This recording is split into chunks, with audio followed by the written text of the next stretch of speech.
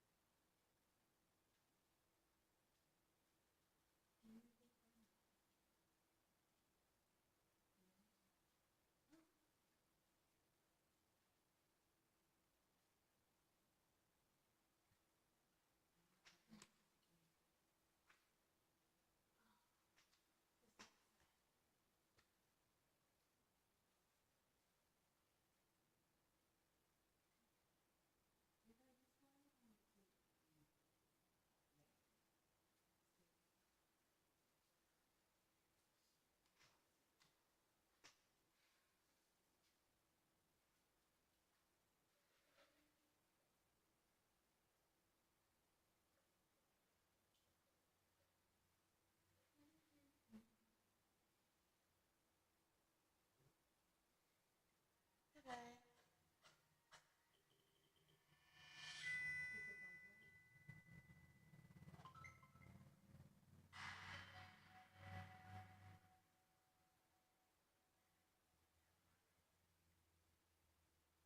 Did you move this pillow here so she could sit on it?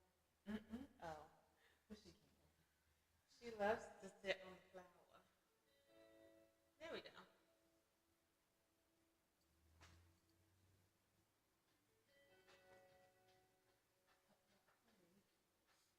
Okay. We are live in both places. Hi, everyone. Welcome to Doing It for the Plot Twist. And where we are live, doing a live book club version of Reading Score by Candy Ryan. And we've had a lot to say. And it's been crazy. Should we do a brief recap? What are some highlights so far? Because we're already on freaking... We're on chapter 13. We read chapter 12. What are your thoughts and feelings on our read so far? I enjoyed the flashback. I'm not used to books having big flashbacks, so I like that. Spoiler free, like I don't know. I don't know either. But to be fair, if you're clicking on here, you can read along with us because we're reading it live and we're on chapter 13. But if you haven't, spoiler alert. Yeah, spoiler. Spoiler alert, click off. Come back there. Oh, I forgot we have these. But then I would have to get up, and I'm not doing that. Just so y'all know, if there's anyone here commenting, We love you, but we cannot see. we can't see, because I'm using my phone, and the comments would be on said phone. So we will look at them later and respond as needed. Okay. How do you feel so far? Spoiler alert. I feel I'm at the edge of my seat right now. I want to know what happens to the relationship after this. It seems like they were so smitten with each other. And we're kind of getting to the point where it's like, oh, is this the something? Like, I'm waiting on the shoe to drop. Because I know that there's a timeline on when she was with this dude, because she was only at the school for a semester and a half. Right. And we have blown past the semester. That was just one chapter worth of semester, actually, of them dating. So we on the half. Because they haven't been dating for long. What's it been, 3 months? Was it 3 or 4 months? Yeah, if that long, yeah. Something like that? Because not the beginning of the semester either. No, because they were... Close to Thanksgiving, damn near. Yeah, because that's when she was with... Was it Petunia? What's her name? Petra. Petri Dish. She was with Petri Dish. Petra the pimp. Petra the pimp. Oh, wait.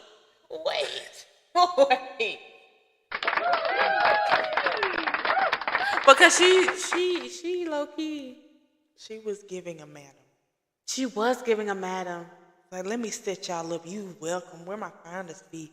Do you have a gold tip? Are you ready to backhand slap her?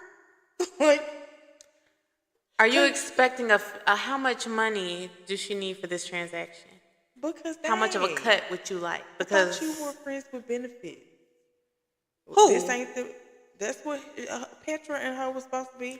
They weren't no friends with benefits. They were girlfriends. Oh, but it was like open. But it was open, and that's and she was okay with it because she still wanted to date the girl. But was she really okay with it? I feel like she was okay with it. I just feel because Petra kept pushing it. I think she was okay with it, but Petra still was gonna ask, "Hey, you want to be a part of this throuple thing I got going on?" What she wanted to was be very in a couple, clear and you that she was monogamous or that she preferred 1-to-1. Correct. And so even if y'all are open, that don't mean I want to be a part in your. I don't want a throuple. I don't. I want me and you, and then you can date somebody else, and then they can date somebody. I don't care what y'all do. I don't care what y'all do beyond that, but I don't want to be included in the mix. And I think Petra was going to continue to push it. Yeah. And I also think since she... Novel, please.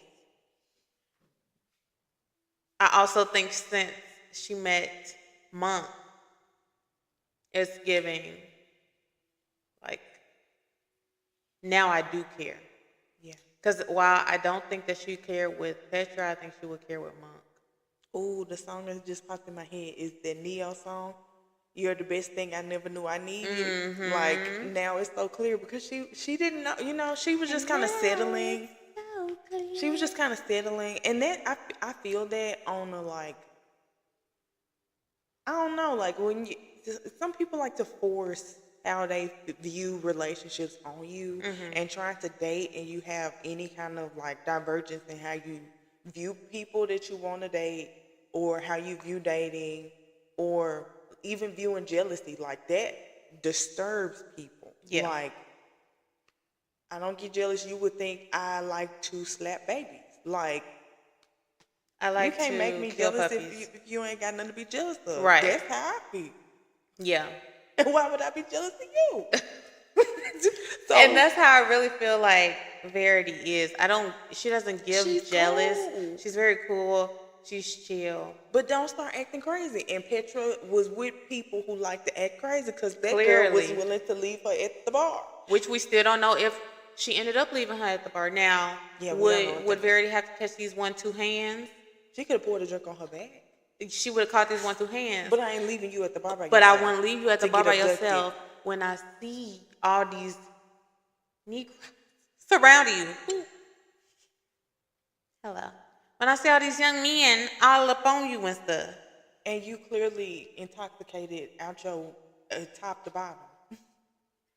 And it's like clearly given that you ain't yourself. Yeah, you're not yourself. And it don't even look like you've only been drinking. I don't know what's going on with you. I'm not going to leave you. Yeah. I know you. I'm not Especially if I care about you. Especially if I step up and say I want to remain friends after we separate. And even if I was the girl that Petra was dating, I would like it out of respect for you. This supposed to be somebody that's your friend. Yeah. Or just, common human decency. To care about the well-being of others. Even just a girl, if I was at school, on campus, and I saw a girl I went to class with.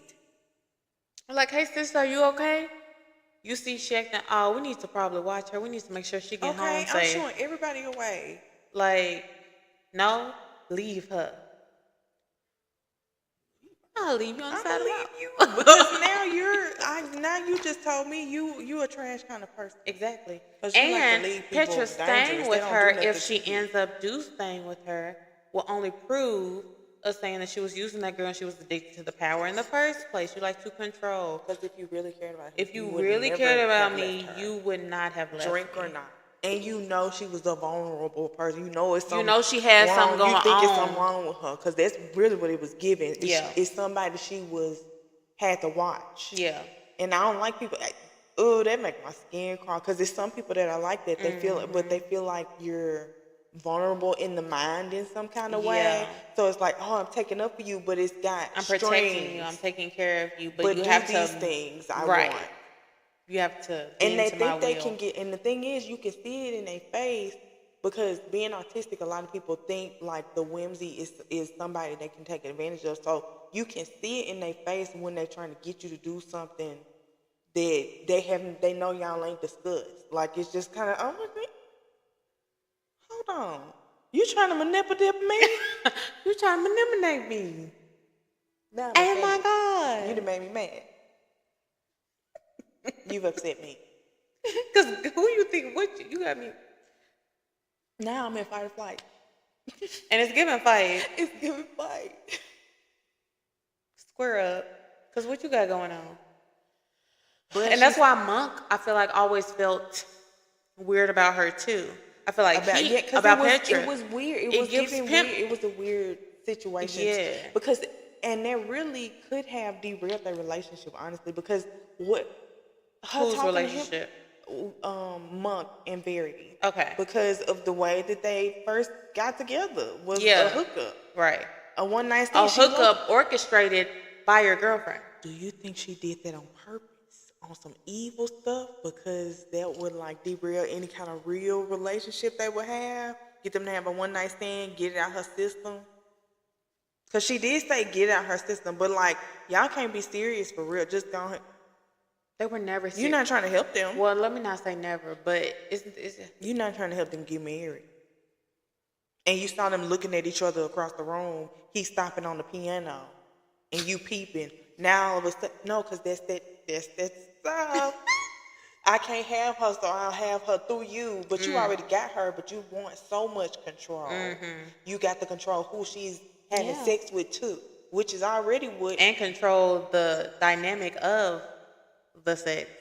And by creating rules and stipulations that I have to follow.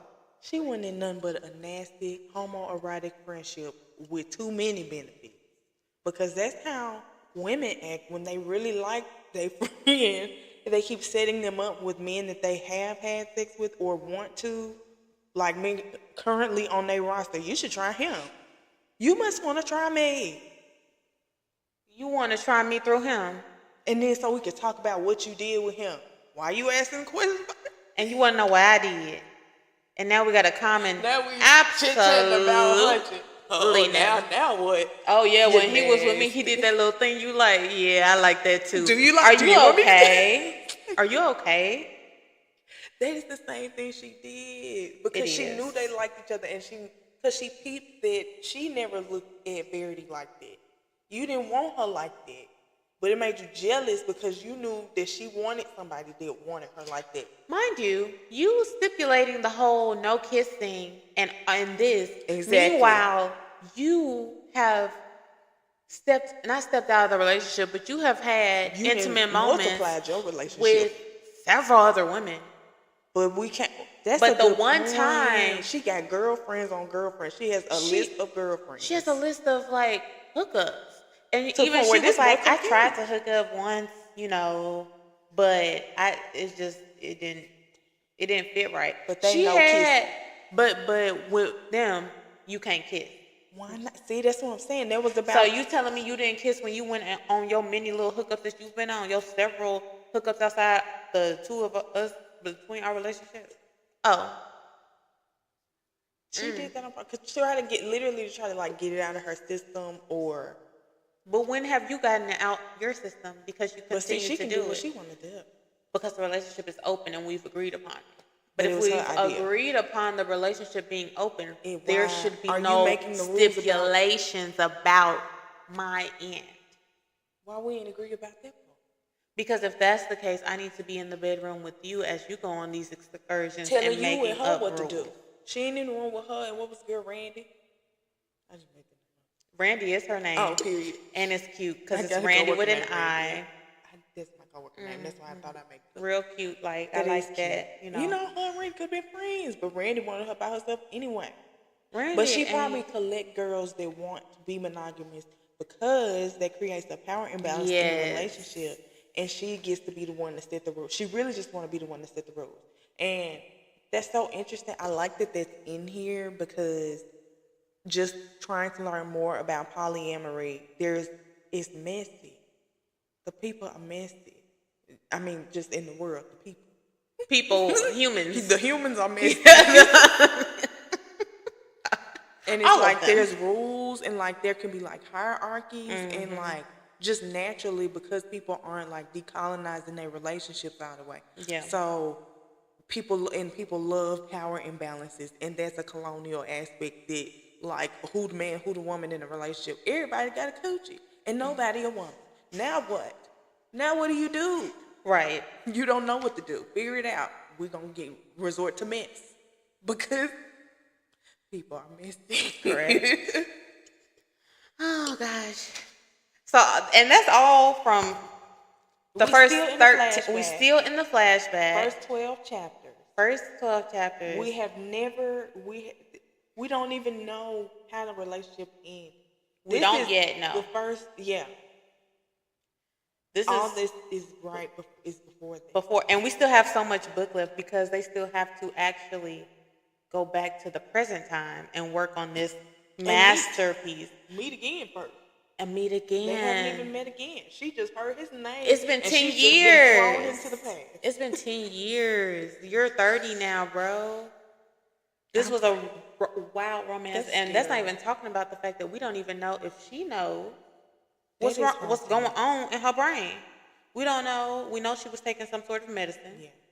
We know that it's most likely it was alluding to the fact that it was antidepressant. Mm-hmm. However, after discovering how much further it goes, we don't know for sure if it's antidepressants and the other medication or what's even going on. Yeah. And we still have to see the ramifications of her spending all that money on that expensive her tuition money that her aunt scraped together to give her, and she spent it on a hot dress and some heels. And then everybody at the bar, round of drinks on me. Buying drinks. So that goes back to what I was saying on the phone. I don't know enough about bipolar disorder, but I don't know if in those manic states it becomes like you don't remember everything, or if it's like kind of like you're stepping outside yourself, so you see yourself doing that. Or like how like in the moment you are. Yeah. Because I think it's different from like it seems to be. It's not like I don't know. What I'm saying? Yeah, because there are some experiences where I guess it would be safe. I think she's in some kind of altered mental state. Right.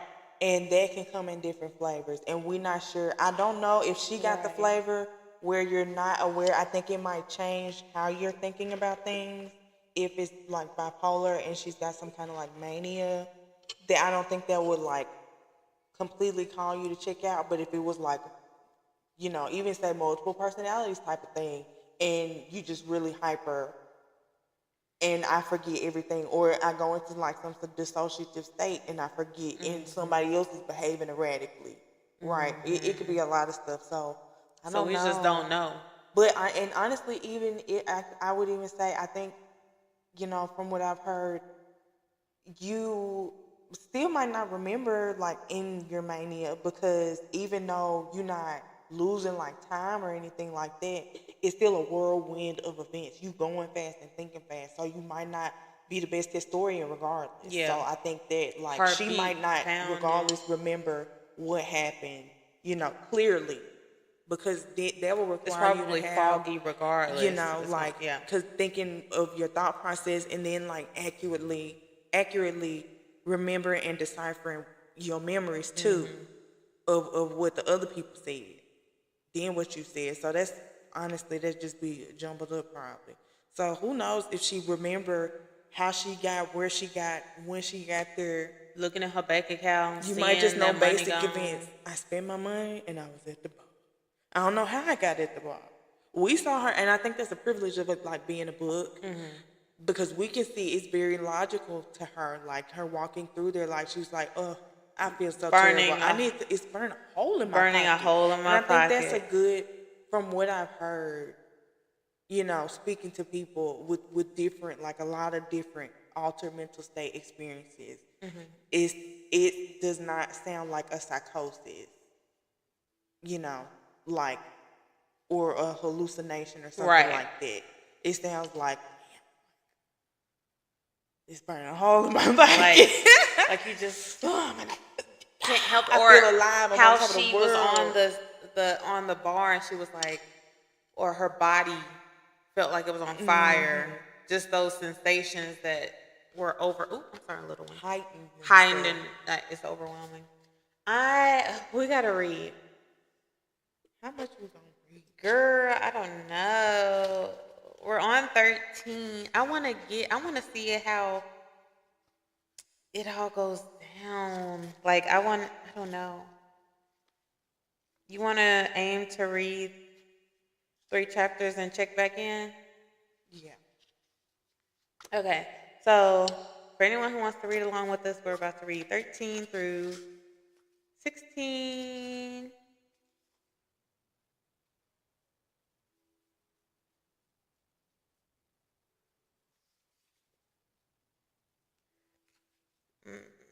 That's Ooh, heck no. We're reading to 17 because no, look, Oh, okay. it's a whole part Oh. 2 essentially. So yeah. So we're to gonna 17, read and all then the we'll way do to 129 till we get to that second part, and then we can stop and talk about, unless we have a burning comment. Burning Lord, everything's so fast, like the sculpture. like the sculpture, like her parents. Anyway, it's microphones down.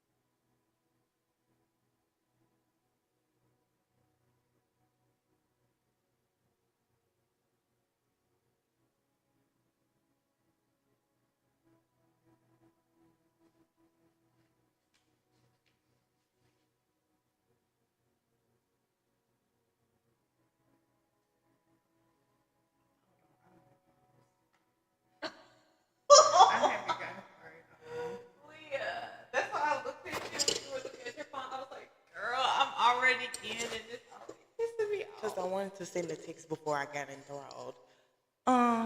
Petra talking about come get our girl. Girl, can I? That's why I can said, I curse on this? girl, I don't care. I don't know if there's a guideline. I don't know either. So let's not until I see. Okay, girl, pluck you, pluck. Pluck you immediately. You remember when I said, ah, while I was reading? It was in regards to her saying, our girl. I said, I know you lying. Why are you still in control? Now, am I happy you stayed? Yeah, not as long as you could have. Why do you have to leave? You see her, you. Because of a movie. Girl. Oh, I'm sorry. I don't know if you got to that part. No. Okay. But they'll make it even worse. They just want to see a movie. Because my thing is, why you got to leave? You ain't got to do nothing. Nothing of importance. I know you don't. Because it's after the club. You ain't got nothing to do. Nothing to do, and your friend is inebriated and vulnerable in front of a pack of dudes. And you worried enough to call somebody else to drive to come get her, but not to stay the 15 minutes so your friend's not by herself. And not to check. Because anything can happen me in that personally, I'm not leaving. I'm going to call you to come get her because that's your girl, mind you, not ours, yours. And then because she's my friend, I'm going to sit and wait for you to go handle that and make sure she comes. Is she okay? Does she need something? Do I need to get something? And Randy's sour puss self can fly away. That's why I don't think you can be friends with exes or with people that want to hunt you, because the interest is not it's too in strong, your well-being. You too strung up on still claiming me. She just an object. Why are you still claiming me? Watch out for her, girl. Watch out for your mama. Oh. Please keep reading. I'm not even going to go to 14 until you finish with 13.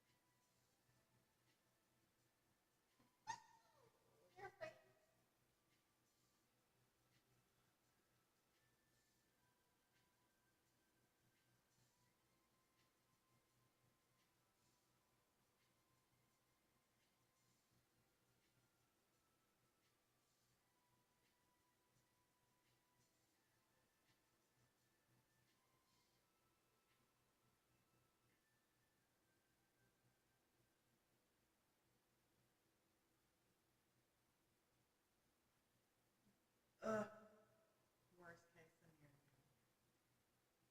You made it to the end of 13. That's so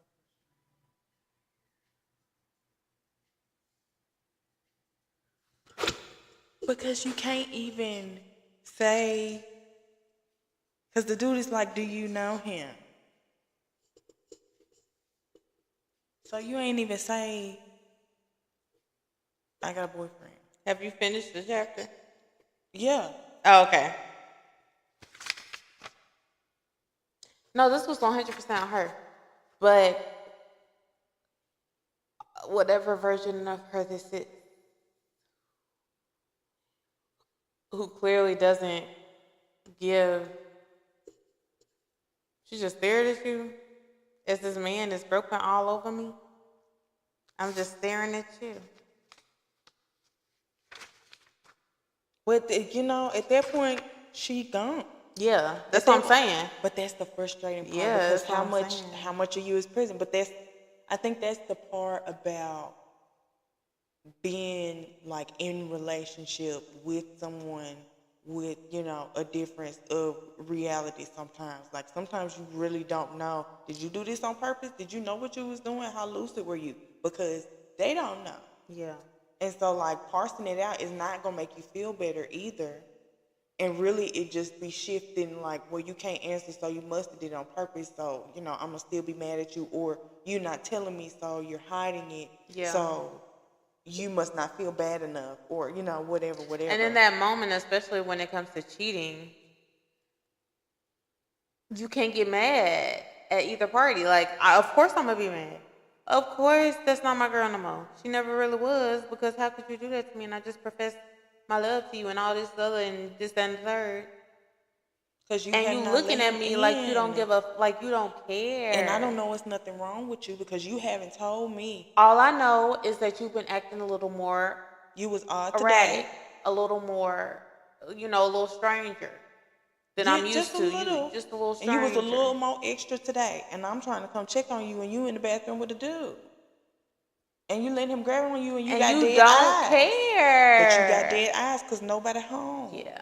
You didn't left the blood. You didn't left. But I don't know that. All I know is because you won't let me in. All I see. I don't know. This is a crisis. Yeah. I'm looking at this as this is a set of conscious decisions, because he don't even get the opportunity to be there for you in this crisis, because you didn't tell him there was a possibility, and that's the part that's your responsibility. But also, he would have moved differently if he would have known, because he wouldn't have shooed her off. Right. They would have had several things in place, but that's the part about letting people him and how he seems to be a very sound.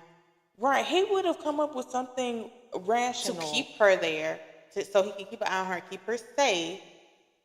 To go lay down. What are some steps we can take? What's something else fun we could do? We can still go to the bar, but you can't have 1,000 drinks. And I'll be there with you. You can't spend your tuition on the dress, but maybe we can buy you something really pretty and shiny. Let's go return it. Let's return it together. No questions asked. We won't even tell nobody type shit. Because it's me and you. Bad decision. Take it. Let's just take it back before you spill some on. But he wasn't given that opportunity. Neither. And again, I still don't know if she is fully aware of her issue. Yeah. Do she have it all figured out to articulate it to somebody else? Correct. That's the messed up part too. Right. But I think they go back to being in a relationship. Sometimes people are acting out of character and they don't know. And she wouldn't even know to tell him that she was experiencing some sort of episode or whatever it's about to come on, or she could possibly not even know, never felt it before. And she probably don't know most of the information because it just started the last semester. Yeah. So like you got one semester's worth. You got 12 years of freaking school to learn reading and writing and everything, but you got one semester's worth to know to be able to accurately predict, okay, this is what's going to happen, this is what I need, this is how you can help me, this is how I need you involved. Like, those are very, like, adult. That's part of the reason why I feel like any kind of disability leads you to growing up really, really fast. Because you have to become a care team for yourself. Right. And then you got to know how to articulate it to somebody else to bring them into the care team. Yeah. And what role they need to play in your care. And this is such a specific and fragile age. And it's also such a specific and intense disability.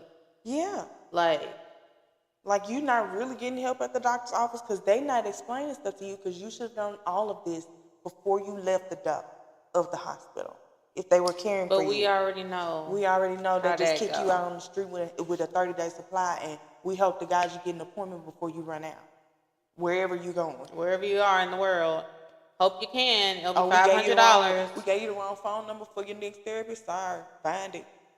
Flag her down on the street. I don't know. I don't know. But hopefully you figure it out. Or if not, it's going to be a wild ride. Hope you survive it. Like, what? Like the school, like a college therapist, especially a small HBCU. Baby, please. They not equipped. They you not can't psychiatrists. even be mad at homie. His name is Carl, which, by the way, as my Love Island heart, Carl would never. Carl would never. But you can't even be mad at Carl because of his very, he had a big reaction to finding out that was her boyfriend. He was like, the hell? Right. So he wasn't even just trying to take advantage of her. He thought he was just thought with a girl that, who liked to have a good time. Right. He thought it was fully consensual. Yeah. And when he saw that he was a girlfriend, and he's not even willing to cheat. He was with like, you. What? Because he also probably thought he was going to get mollywopped. Right, because you came in here busting in the job. Oh. It's just bad, bro. And I knew, girl, not chapter 14, a singular front and back page. Let's continue. Okay.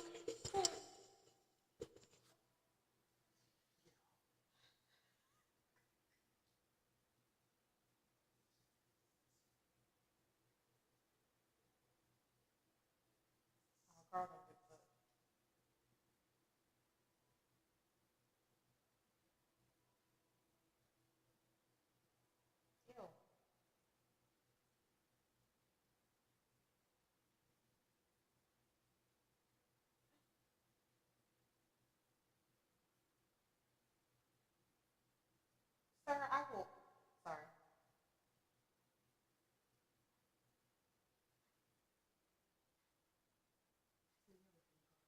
I was giving Carl the benefit of the motherfucking doubt.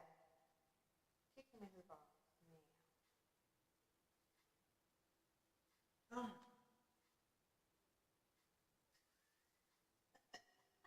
How many?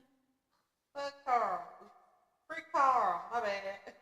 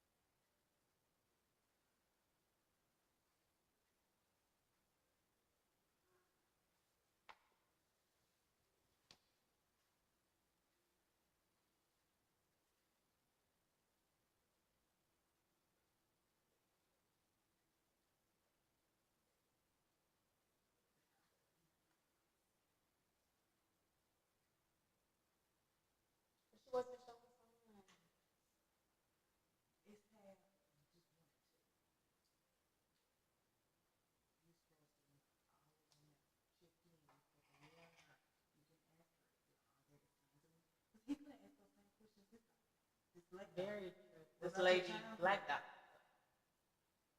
What happened in your childhood?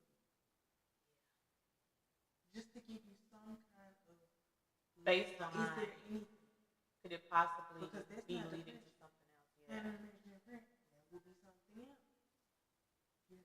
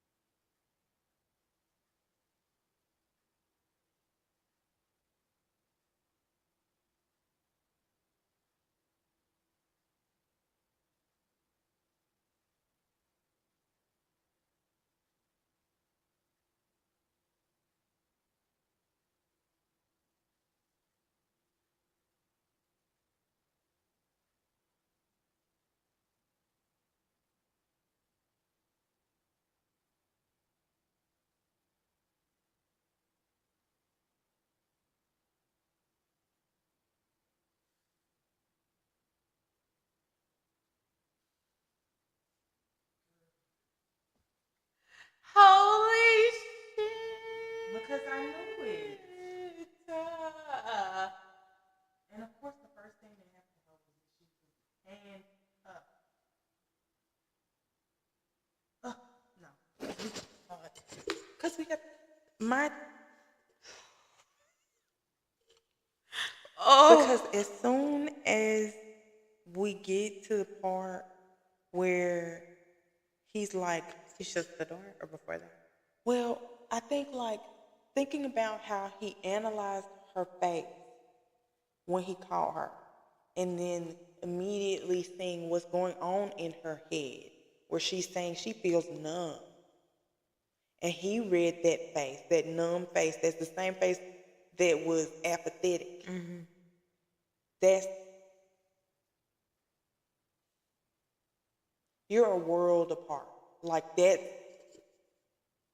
What do you do with that? And there's no like you can't even get to the point of the conversation to where I don't know what I was feeling. Like she couldn't get to that because he was reacting to his thing. And he was triggered by his past relationship because he forgot he was supposed to be there to support her, and he knew something was wrong with her, and he never asked about it before this. And now you're coming to help her, quote unquote. But the minute you see something you don't like, you're ready to throw it away and not hear anything and call everything she's saying, oh. I had to whoop your ass. And ready to say everything that she's saying is an excuse. But all she said was, I don't know what was going on. I haven't been feeling like myself. But that goes back to that Love Island conversation. When you don't have the right response to people's anger at your actions, it's an excuse. But she was literally just describing like you thinking because he then characterizes it as you did this, this, and this after I told you this, this, and this, which is logical. Somebody hurt you. I did tell you how I've been hurt in that exact way, and then they it happens. proceed to do the exact thing that hurt you the most. But then you start making up the intentions behind it. Correct. Because her actions may have been chronologically that in that order, but also in between something else was happening in the background where she wasn't in control of her actions. And to be accountable for something, you have to be the person who made the conscious decision. If it's things outside of your control, that's you're asking for something, you're asking for shame, which is what a lot of people end up asking for when they want you to like apologize. Yeah, and they you're want making an excuse. You're not ashamed enough for me. Correct. Because I just told you how you did this egregious thing. So I thought that was really interesting, and I liked how she put it back to back. Yeah. Like she described, I felt numb. I know this should be a gaping hole. I know I should be feeling how serious this is. I don't feel nothing. And then she proceeds to run. I still feel like I'm floating. I can't stop moving. And that has been a quiet tone, and people have been observing that. But still, all that care goes out the window. Like they lose the people lose the complete ability to rationalize, because you did something that made me mad, and I feel like you did it on purpose. I don't have to care about anything else. And that's crazy, because then you show up because she was acting erratically and needed your help. And when you find her acting erratically, needing help, because she is drunk under all circumstances, you don't know what's going on, but she is drunk in the bathroom with a stranger. So because you didn't even say, like, you think this is consensual, like we did, because you reading it as she just looking at you, she's drunk and she don't drink. So she drunk as, And she's never behaved like this before, but because you're triggered, that confirms some stuff you already had, you ready to believe it. And people be so easy people are ready to believe the worst to ascribe their trauma to your behavior. Anytime you have some kind of behavior that's confusing to people, they slap on the first thing that their brain come up with, and it's probably something that traumatized them.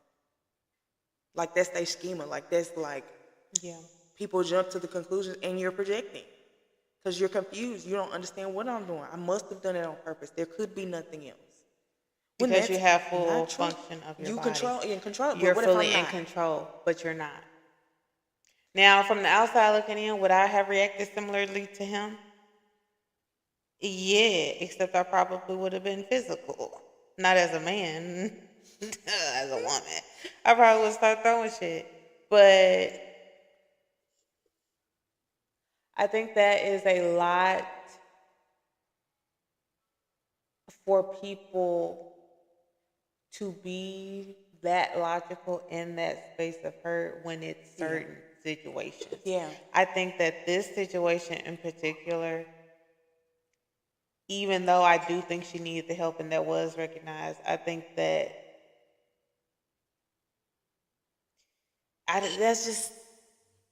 that's hard. It's complex. Because nobody's wrong. Because he's not wrong. He's not wrong in how he's feeling. I just think like that's why when it comes to like it, you have to be really ready to boil it down to, okay, can I forgive this person? Yes or no. Right. That's it. But I also think that and sometimes this it's just relationship is also so new too. Yeah, the answer was just no. The answer has even to if be she no. was out of her mind, he could not have forgiven her under any circumstances. We just got together. I don't trust you enough to overcome. We don't have enough. And they didn't have the foundation. They didn't have for me to. We don't even have that much time in. I don't even trust you to tell me if this happened again in the future, because I know you can't. You couldn't tell me before. Properly articulate. And what you're saying now is that I also think he went off to when the blame was shift. Like I went to you and you didn't want me. When they were arguing when she first came back. Oh yeah. She was like, well, I told you I need it. And so in his mind, you're telling me because you're blaming me. You're blaming me and for that's not necessarily what she was saying. She was just chronologically describing the events. Yes. This happened, then I ended up here because that's And where now her I'm mind naked and was. being touched She didn't on. decide to go there. She said, dang, I have ants in my skin. I need to move. To Let me dance go to it the off. bar. Go to the bar, get some She shots. was singing you the whole way to the bar. But that's something like, you know, in those moments, you'll never get to articulate. Right. You can't do that. And that's like a regular argument too, like not about something so like devastating as somebody in psychosis or somebody cheating. A regular argument, trying to go back and forth and remember who said this or what happened first. Everybody's not remembering everything in the same way. Yeah. And like after a certain point, you're like, okay, we talking in circles.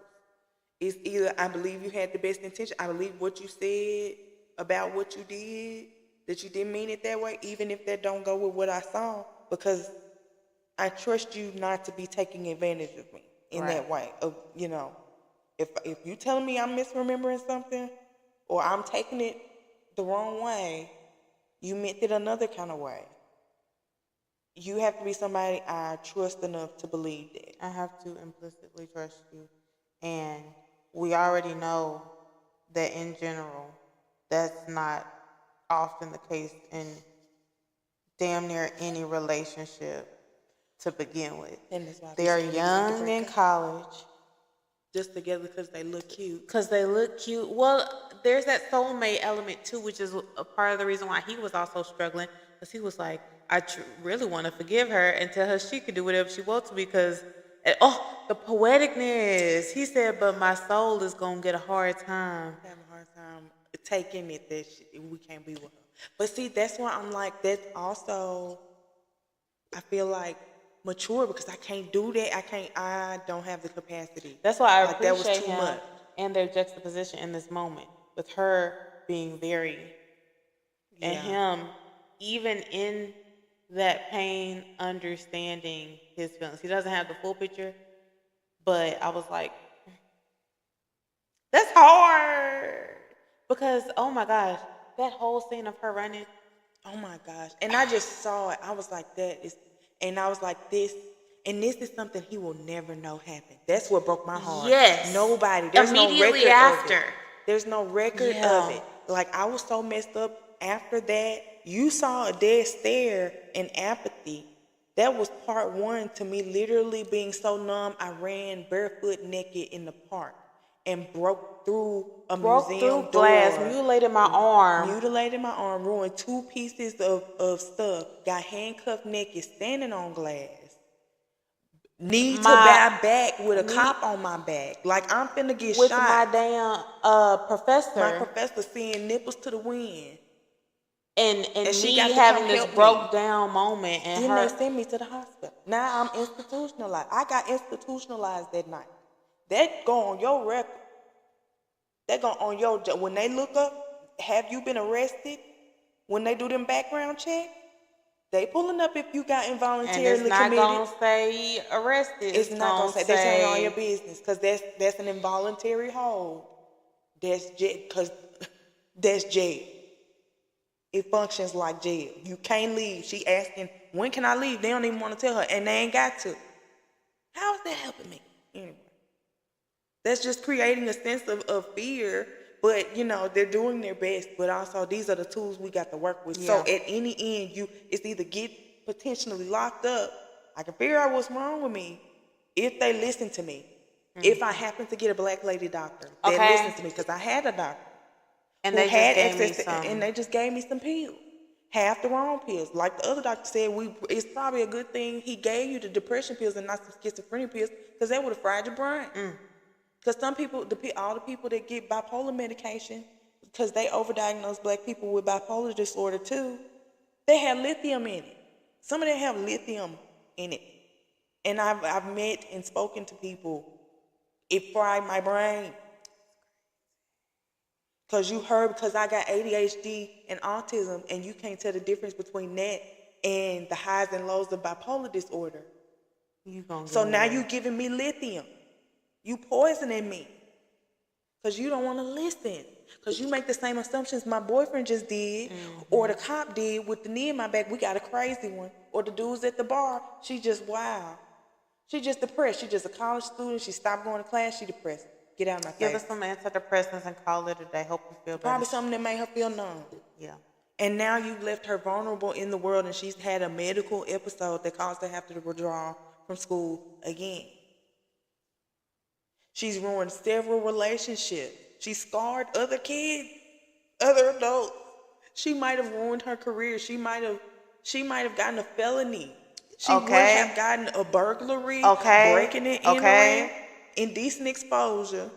Aggravated assault because she gave that man. She bit him. She bit him and gave him a black eye. Yeah. Yeah. Resisting arrest. That's fine right there. God damn. She would have been up under the jail. God damn. And she black. God and damn. It was just privilege. We talked about that before, how he got the kind of privilege of men, that kind of let him be able to be the dick in the room because he's the most talented person. Yes. So it's the palatable way that he can show up. But hers gets met with resistance. But she still is able to lean on some kind of privilege, being a student who can perform well when she can, or as much as she could up to that point, because sometimes you hit this wall and it goes straight down and you can never perform that way again.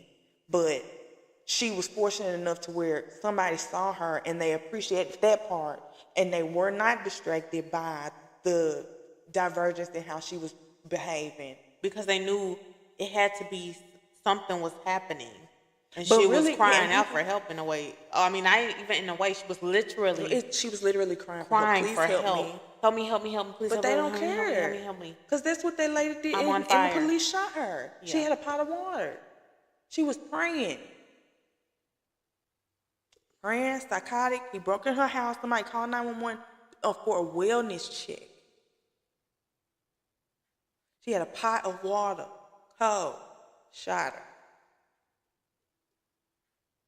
And this could have been a very different and That's very the first thing much shorter story if homegirl didn't come in because she happened to be working late. She just happened to be there. She happened to be there and was able to say, hold on, I know her. And like a lot of people don't realize, like, oh, you in control of yourself. No, a lot of people are just one privilege or one disenfranchised moment. Because she was at the end of two sticks. The white police was right there, ready to treat her a whole other kind of way. But if somebody else can use their privilege to kind of stand in the middle for you, you can float a little longer and you can be safe. But you still just a lucky bipolar person, because there's plenty of other people who they went to jail that day. Yeah. Or worse. Yeah. And that's the messed up part, because it's like, because I'm lucky now, people think I just had a bad night and I was just being a diva and I was just being, a slutty girl. But in reality, I just diverted my life changing in ways that I would never be able to get away from again. I did do it a lot already, but I could have ruined it even more because I was sick and nobody gave a fuck. And it's like, you sick and you ask for help. You see me with a dead look in my eyes and you decide. Because I don't know, it's something about that, because I've been in moments where I could not speak. Mm-hmm. And I was told, you just looked at me. I am selectively mute right now. I couldn't talk if I wanted to. I do want to. I've been saying something for 30 minutes and ain't nothing came out my mouth.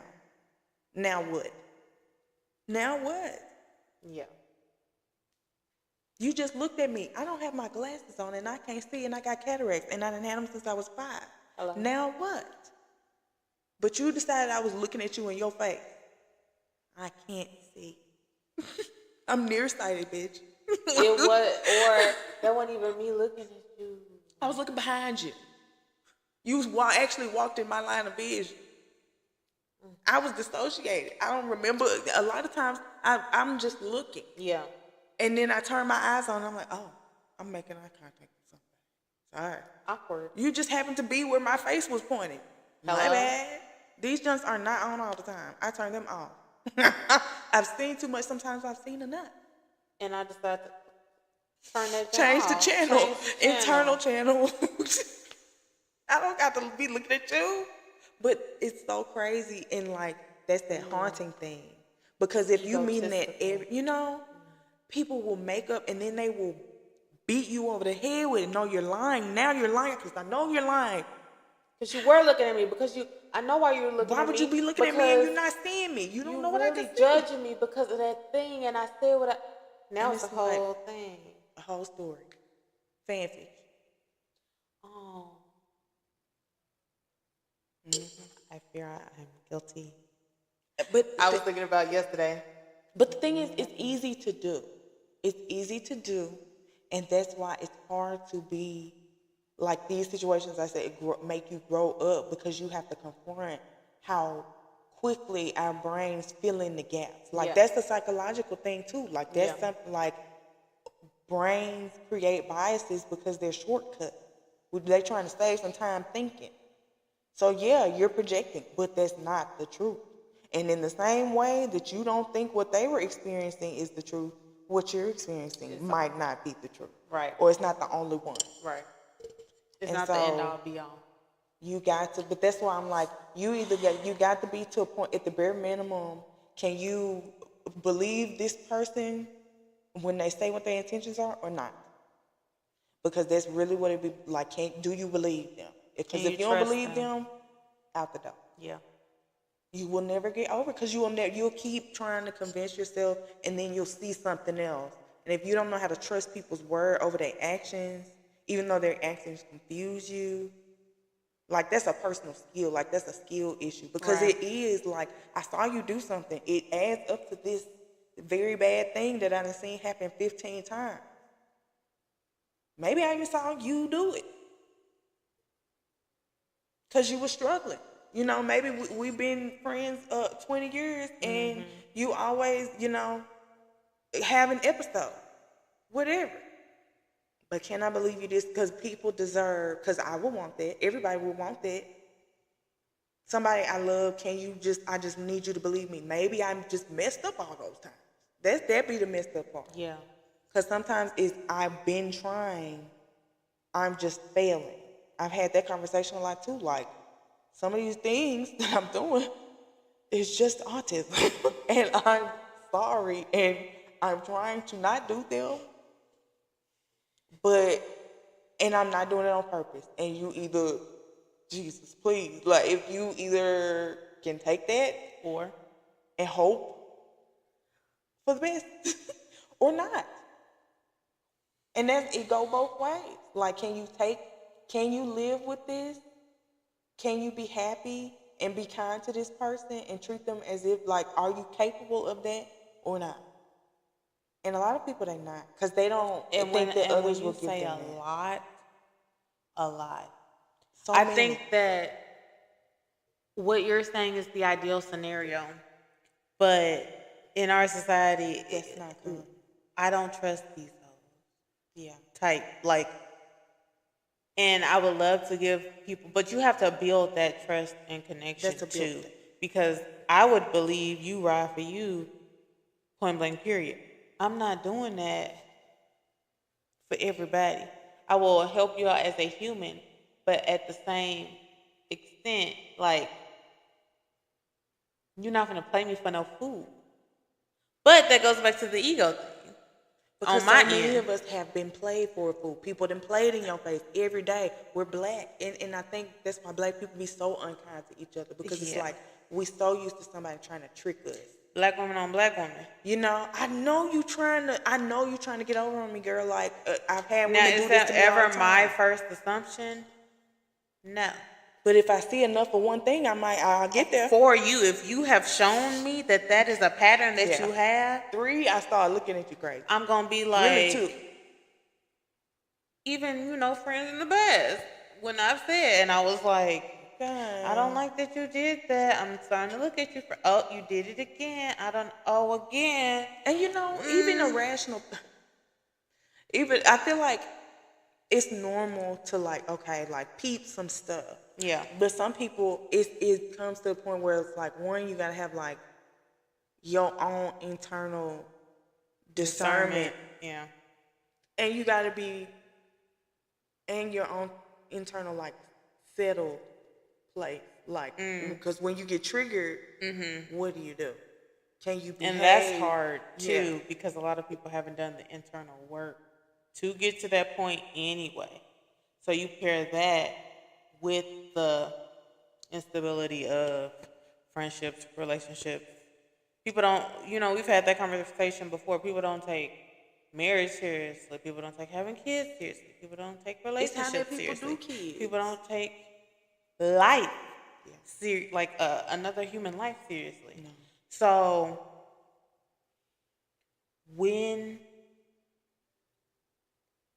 I don't think there's a lot of people who have been in a position where they are able to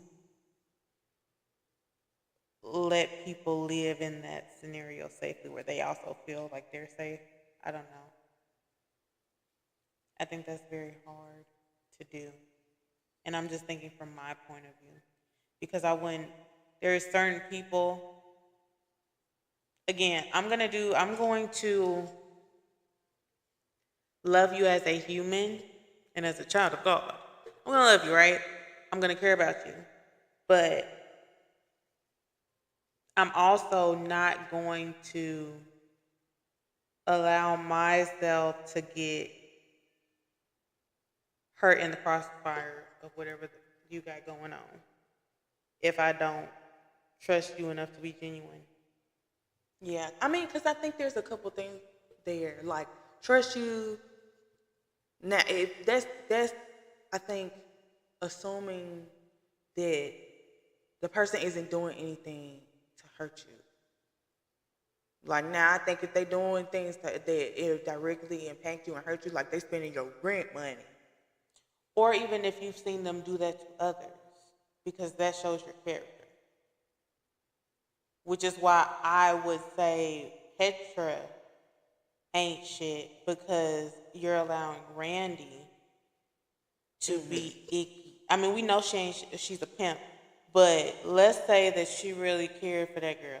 The fact that you still left out of there with Randy shows your personality even more, because you allowed her icky personality to shine.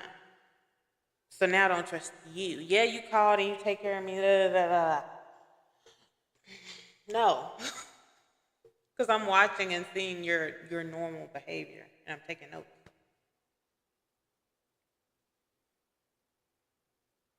And everybody don't get that access to have that part of me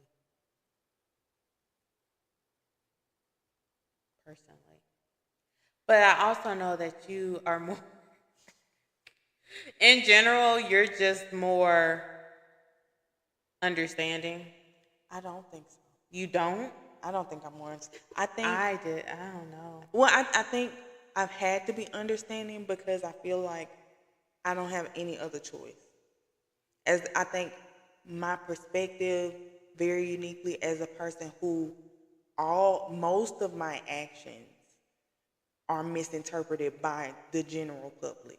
I'm getting that like I don't feel safe anywhere where somebody's not going to be gonna get the ick, make up something, try to belittle me in some kind of way or something like that. I don't feel like they're gonna do that. But they're not going to do that. But I also know that it's because you don't understand what you're doing.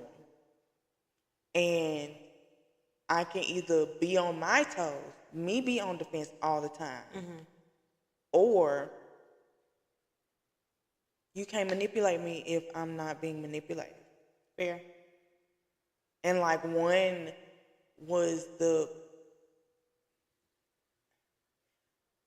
because I would rather, people are going to do what they do. People are going to make the assumptions and behave because they really can't help themselves, just like I can't help myself. And so it's really like my weapon on the world. Like, I'm going to treat you with the curiosity that I know I deserve because I'm giving it to myself and I'm giving it to you even if you don't deserve it. And if nothing else, you I don't know. You can't compromise me. Like, you just can't get to me because But I think that takes you've reached a level of understanding about yourself that is uncommon because people don't have that yet, like internally. You've reached a higher level of self-awareness. Oh, yeah. And I thought you meant like being understanding of people, like, oh, I just understand. Oh, people be people No. of understanding life. Okay. Yeah, just more like a general, you just have a general understanding. And you're so confident about yourself and your morals and what you're going to do that regardless of what they do or what happens, you still going to show up. Everybody's not at that level. Yeah. I think that takes a very, mature person. And it has somebody who has done a lot of inner work. And a lot of people haven't. And I ain't fully there either. Tell you right now. I ain't feeling. But I am aware that that will be a place I would like to get to. But I know I have not done the internal work to get to that point yet. Because even with the situation with Anthony from yesterday,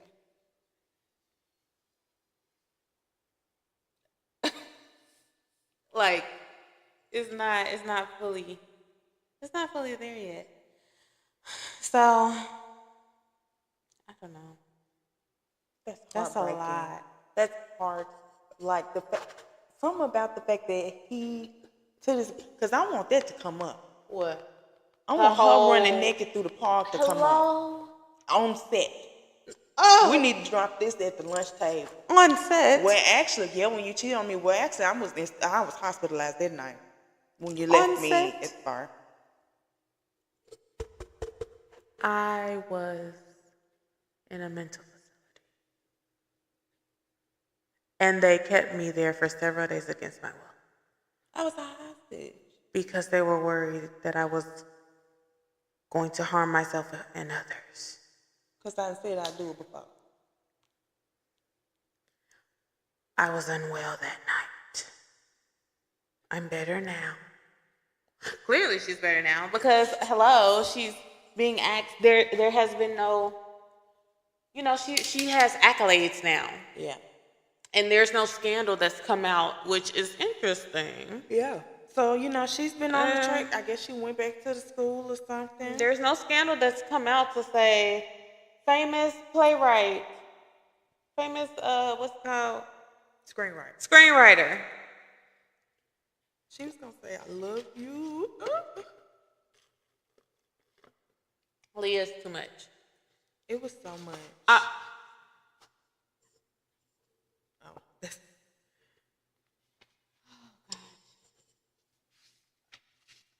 I'm 11 years old. We going back further. I thought we were supposed to start the present day. They going finna show us the indications. Girl, we didn't even see the fire. You called it. One of us called it. I think it was you. That the day it was bipolar? Yeah. Yeah. Because, it was a fire. It was a chaotic event. They gonna point to it some kind of way. Like, oh, And they I'm glad loved the each doctor other. said that. I was like, I'm glad the doctor they loved said each other in what kind of way? He loved her enough to kill her and himself. So it was a murder-suicide. Or maybe he was doing something erratic and the mama tried to come in the house and save him. We still don't know the full story. Oh my gosh. But we do know that whatever happened ended in their demise. And he was bipolar too. Because people love Lisa Left Eye. And she set that man's house on fire and burning his shoes and his tub. Because he cheated on her. Who said that? But it could be if y'all was in there, then fires don't catch somebody in there when the shoes on fire. No, okay, bring it. That's a lot going. That's your junior year. That's what I'm saying. College. It was supposed to be her senior year. So yeah. That's when in the stress of college, you in rigorous programs, you changing schools. And the fact that it's a possibility that it expedited the situation because you weren't getting enough sleep, because you were in a stressful situation, because it's freaking For college. the class where the teacher was ribbing you intentionally. Because he a man. Oh. The Ivy Tower is not safe, child. Oh. And that's these HBCUs trying to mimic these white institutions with their white supremacist ideals of hazing their students into academia. Because we are preaching black excellence. But it has to be specifically in our view of black excellence and not yours. And if you don't fit the mold, you're going to be ostracized. What are you doing here? Or you fit the mold too much like she did and go to USC or wherever she was at. Now, I'm hate and I'm using my power guess over you you couldn't right make now. it with the white.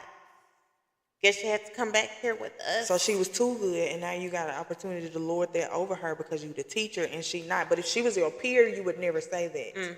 If she was a grown adult, your age, or a fellow professor who also had the accolades she got, you would have been silent. But you feel intimidated. So you're going to give her a hard time in class and encourage a mental breakdown. How many? Because she's stressing over it. Because you're doing it. Why, sir? Hazing, academic hazing. Interesting. The fact that it took me till 30 to understand just how insane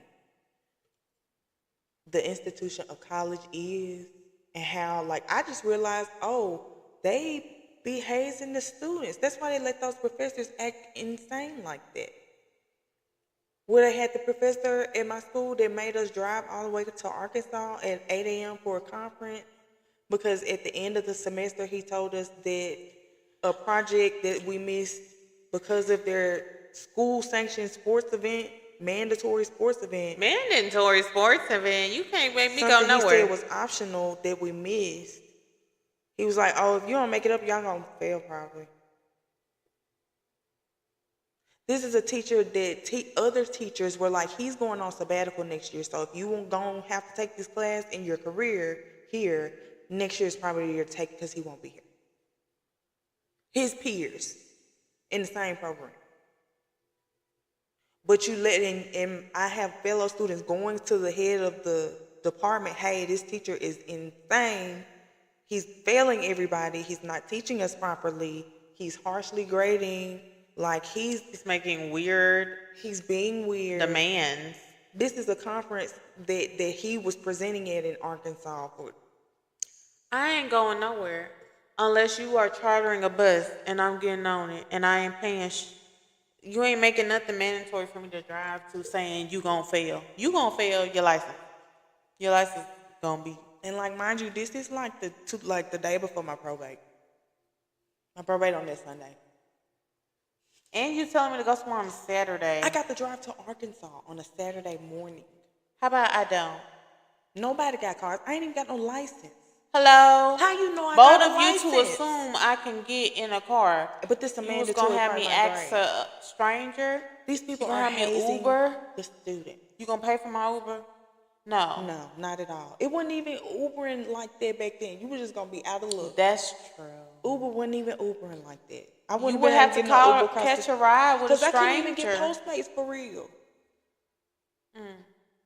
Because I remember you would be telling me about Postmates. I was like, I wish I can get that. Memphis always so late. Jeez Louise.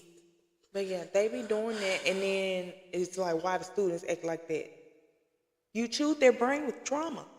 You nibbled on it. And attached it to something that they're spending thousands of dollars to get. To berate me? Huh? How'd that work? So this is a humiliation ritual. And I'm not in the business of being humiliated in that way. So she's dealing with all that. Oh my goodness. think you're supposed to go back to class.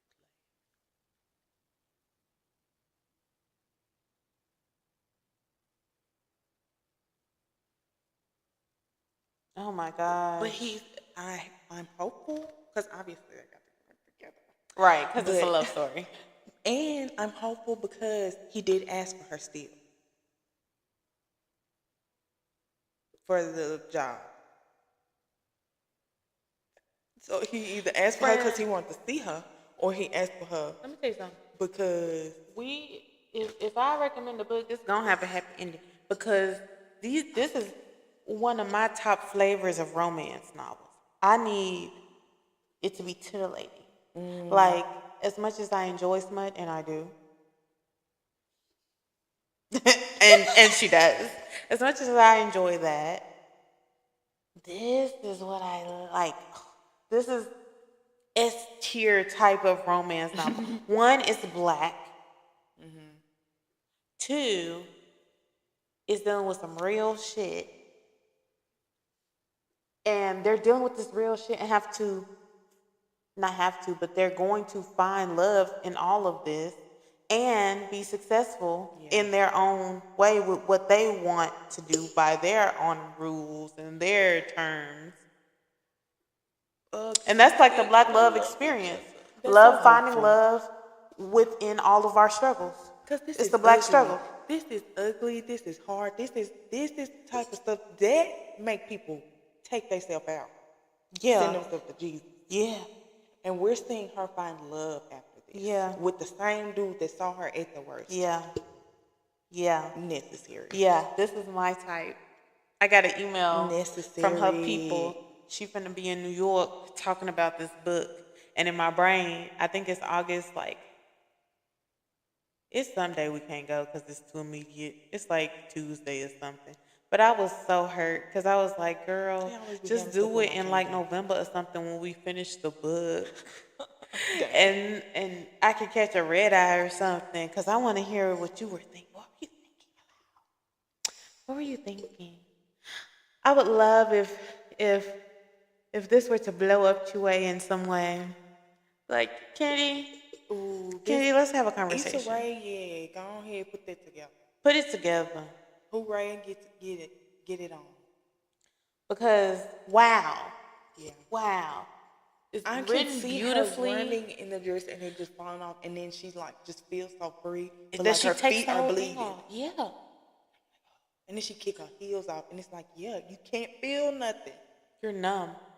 But the wind, the air feels so good because you're on fire It's on like the inside. you're not enjoying yourself, but to the outside, somebody would think, oh my gosh, she's like streaking. She's free as She's right now. smiling. I can't stop smiling. Smiling People don't after he understand kicked you her being out. of control of what your body's doing. Tear-streaked face, He don't fat understand smile. why she's smiling. You're taunting me now? I'm actually not in control of my facial muscles, and this hurts kind of. Now what? But I feel so alive. I feel I feel like, what did she say? Like I'm floating. Like I can't come down. Like there was a blanket. She said there was a blanket over me during that depression, weighing me down, and now it's like I've inhaled I helium. can't feel the ground, I've and inhaled that's scary helium, too. And I'm floating because you're in both situations. You're not in control of your body. You're not in control. The weight of depression, you cannot get up. You can't if you get wanted up. to. You can't get up. It's And- holding you down. Think of sleep paralysis. Yeah. That's what I think of when Because I I hear didn't that. feel like when I couldn't find a job, like right after college, like it was hard for me to get up. Yeah. Like I felt, and it was like so much shame. It was, and plus some burnout, and I had just left the mission trip. Burnout Like is real. all that, I'm depressed. Like I can't get up. And it's like, people be thinking that's a joke. People be thinking that you're being lazy, Yeah. but I can't get up. And why don't you believe me when I said it? I can't move. People can't be telling the truth. That's the crazy part. That's why I want to read that book, All About Love by Bell Hooks, because she talked about how people treat children, and I think that's a very similar to what we're talking about how people don't take what people are doing at face value. Yeah. or what they're saying they did, they start interpreting what they did and going off the interpretation, I'm dead. She was gonna keep going. She was. And it's like, that's what people do to kids. They be like, oh, she was trying to manipulate me. You was crying because you was trying to get your way. Maybe they were crying because it's a human You emotion. saying manipulate. Manipulate me. You trying to manipulate. And they 5. Are you serious? Right. Let's be serious. Why do you think they know what that is? They Did you don't. teach them manipulation? I see. It's not a natural human behavior. None So of it you is. just Just like telling racism them- isn't a natural human thing. Racism is taught. So it's manipulation. And people do that to kids, and then we grow up and we do it to each other because we just think, oh, everybody. But we indoctrinate our children from the beginning.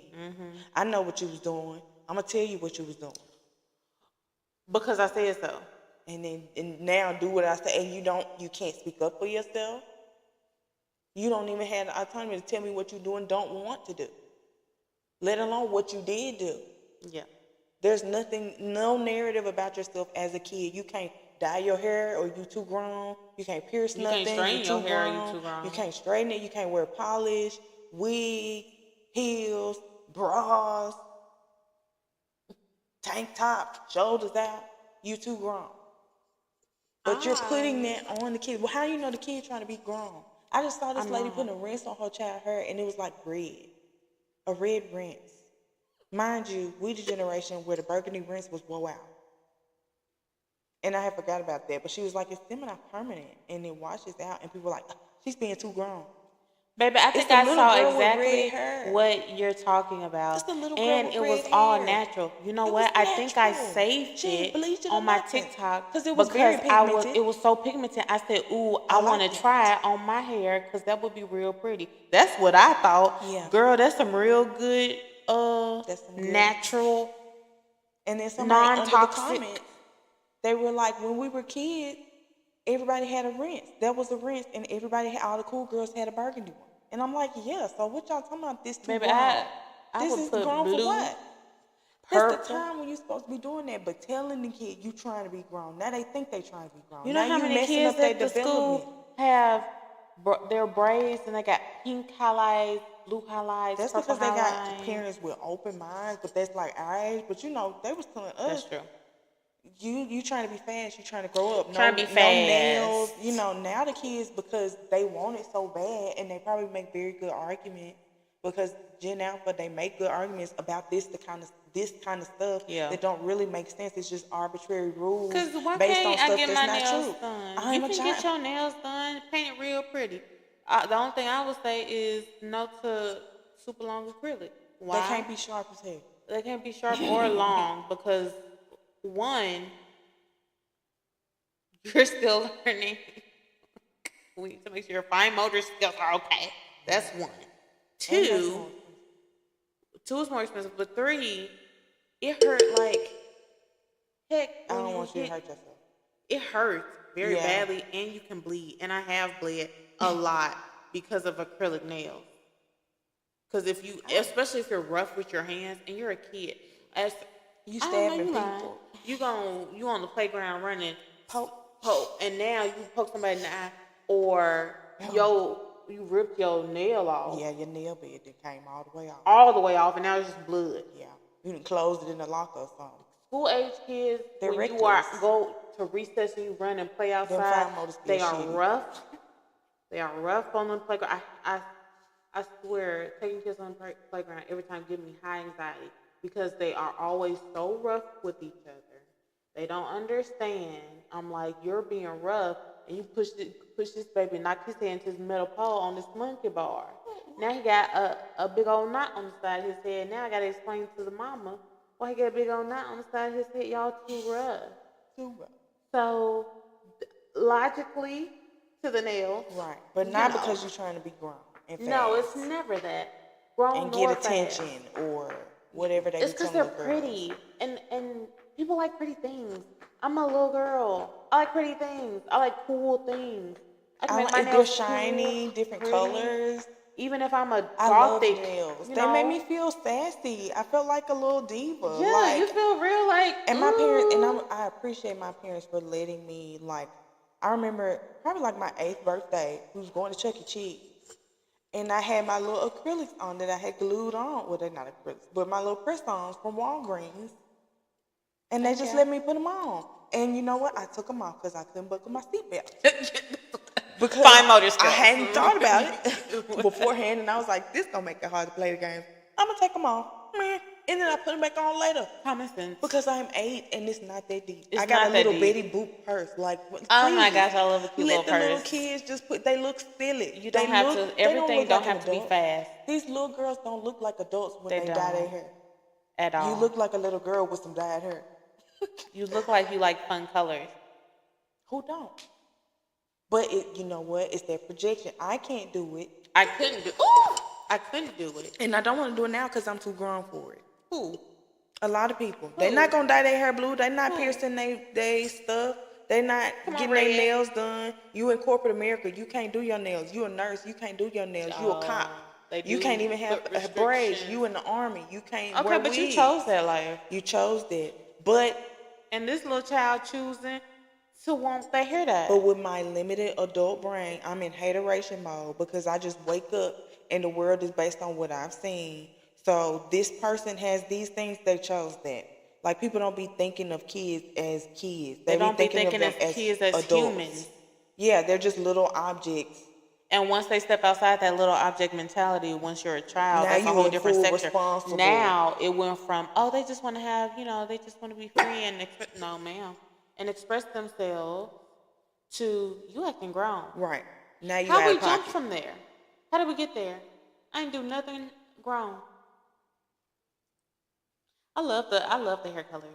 It's so cute. It's cute. Anytime I see a little girl with their hair wish I had color, dyed my I be hair like, as a girl. I This wanted to blue so is bad. so cute on you. I love this blue. Because that's the time to It's experiment. cute. If there's no other time, maybe you find a color you really rock with. Everybody have a red fade. Get it out the way. Hello? See if you like it. Maybe you won't like it. Now And then you got can- hot roots at the corporate office because you wanted to dye your hair at 52 for the first time. 52, Girl, please. you could have got that out the way as well. Because my next color coming up is going to be another red with a pink highlight in front. I told you it should be going to town on that thing. We got so off topic. Still on topic, but it's just funny how that's it the part I all. like about the book. This book is so deep because a lot of people don't get into it. They don't get in their perspectives about that. People be scared to write. But also, no, there are no books where the main character has a disability like that and is in the middle of it, and they're, Actively realizing that they have it. It's always before, after. They already come to This is terms in the with moment. it, or they're not taking it seriously, like they might mention it offhandedly. But this is a part of her experience. And It covers so many areas, which is why they need to include it more, because that makes me think of I read this Substack and it was talking about how in I think like African communities, traditionally, they would center in like the hierarchy of the society, they would center the disabled, elderly, and children in like their infrastructure, and then everybody else. And so, because as long as their needs are met, things that benefit them automatically benefit everybody else in the society. But when you invert it and it's just the most able-bodied population, the largest population, that you meet their needs first, all these other people get left to the side. They fall through the cracks, and that's how you have a system where the kids are getting taken out the home because they're getting abused, but they ain't got nowhere to go. So where do they go? Who knows? They get lost. They find them in the subway of New York. They find buses of 14-year-olds. Oh, God. Or they're in foster care, and they lose them, or they dead. Like, that's what, but that's because you didn't plan for nowhere for them to go in the first place. That's because you prioritize the most elite. Yeah. Honestly. Even And we all down to, and we're all not there. The most elite is the 1%. Yeah. Everything you do caters to the 1% in capitalism. And most of those people who are in the 1% are at the 1% because they are heavily involved in capitalism Yeah, to some and extent. they willing to at anybody's expense. I get there. No morals. So, starting with those who need the most, if we had that thought process, healthcare would be free. Everywhere would have wheelchair accessibility. Everywhere would have things for the people who are visually impaired, hearing impaired. It would be an automatic. It wouldn't be a, oh my gosh, I'm so happy that this movie theater has subtitles on so that I can see since I'm hearing impaired. So I can watch a movie. So I can watch a movie with everybody else and not have to not Just enjoy stay that at part home. of life and just stay at home. Wow, that's so great. It would have been the norm. But people are And greedy. everybody can enjoy a movie. Most people Stop and it. all people can enjoy the movie instead of just some people. And then you have to go out of your way on the back end to make some stuff that you ain't never made before. Now you acting like it's extra. It's not extra. You just didn't do it right the first time. And you acting like we should praise you for that You need a cookie for doing the bare minimum. because now everyone Just has making sure access everybody to the can same look at thing. what you did. You want me to look at it. You want me to look at it. And you can't make sure that I can look at it?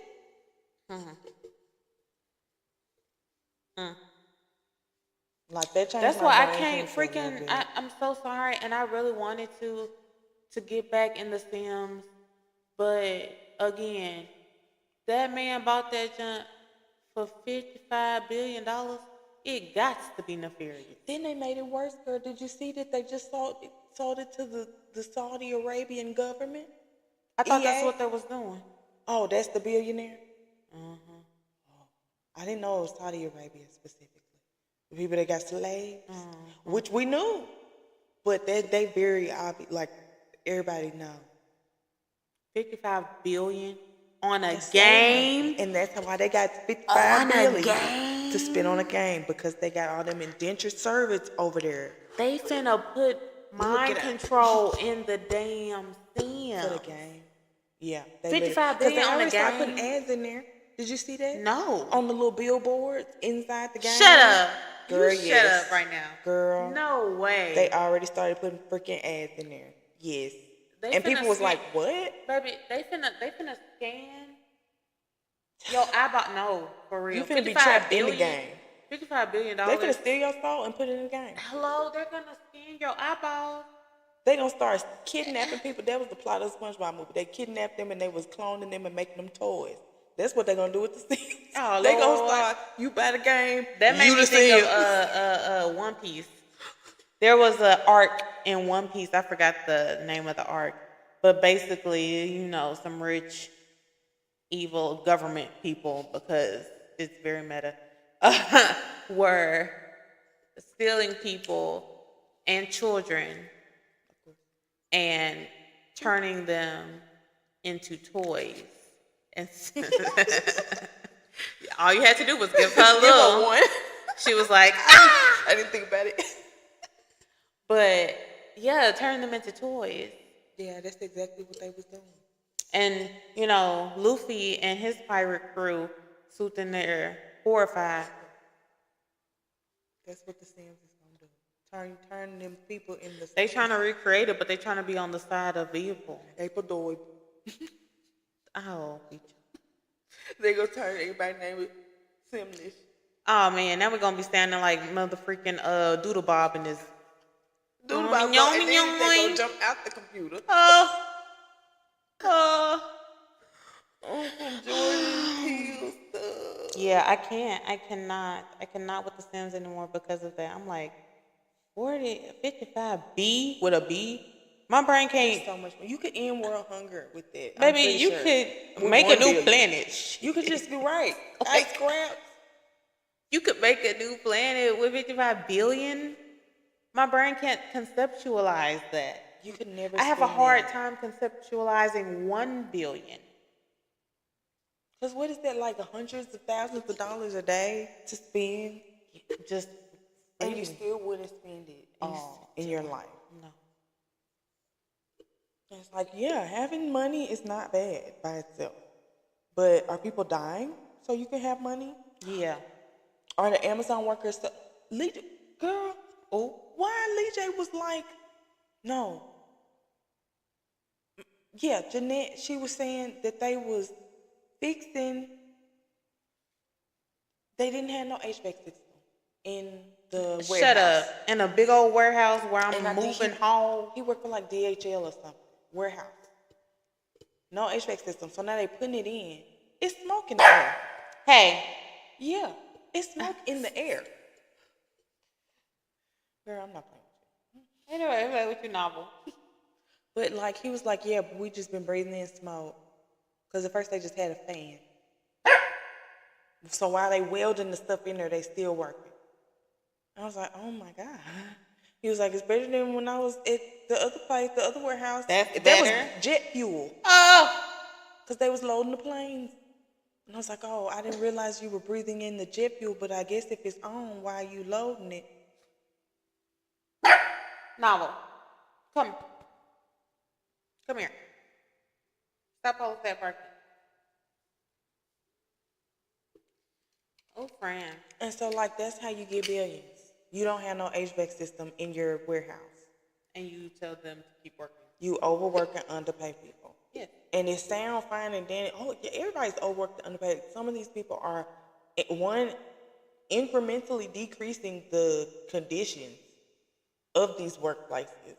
And so that's why all the services that everybody getting is so trash. And it be pissing me off when people are like, I don't know why my mail doesn't ever come on time. Because your mailman hate his job.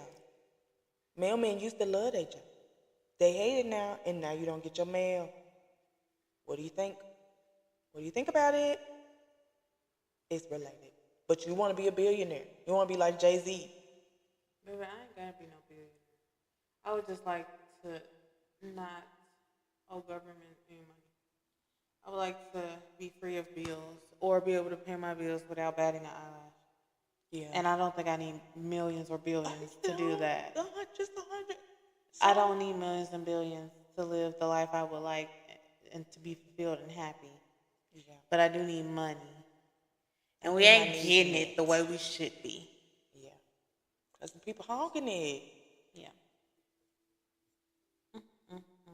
1% of the world's wealth up in somebody's pocket. The world. Speaking of billions of people on this planet, and 1% is crazy. Yeah. Yeah, we need more books like this that, stimulate thought. Like, what would you do if, because how do you come back to this? Like, I think this gives a lot of people, like, perspective on maybe I didn't know everything about what happened to this person when they did something that I thought they did to hurt me. That's why I'm thinking, too. Maybe they were experiencing something too big for them to even tell me about. Yeah. And I'm just a part of a very terrible thing happening to them. Like, because sometimes that's just true. Yeah. And I think low-key, I done been around enough people, because we talked about sometimes I end up around people when there's some stuff and it hit the fan in their life. Like, I don't know. Because sometimes that just happens. Sometimes it looked like this and then it's like this. And you ain't got no time in between. Stop it. No, ma'am. Come here. That's so good. Stop it.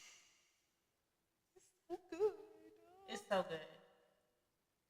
We didn't make it this far. This around. But there was too much to talk about. No, because we finally got to the meeting. The And apex.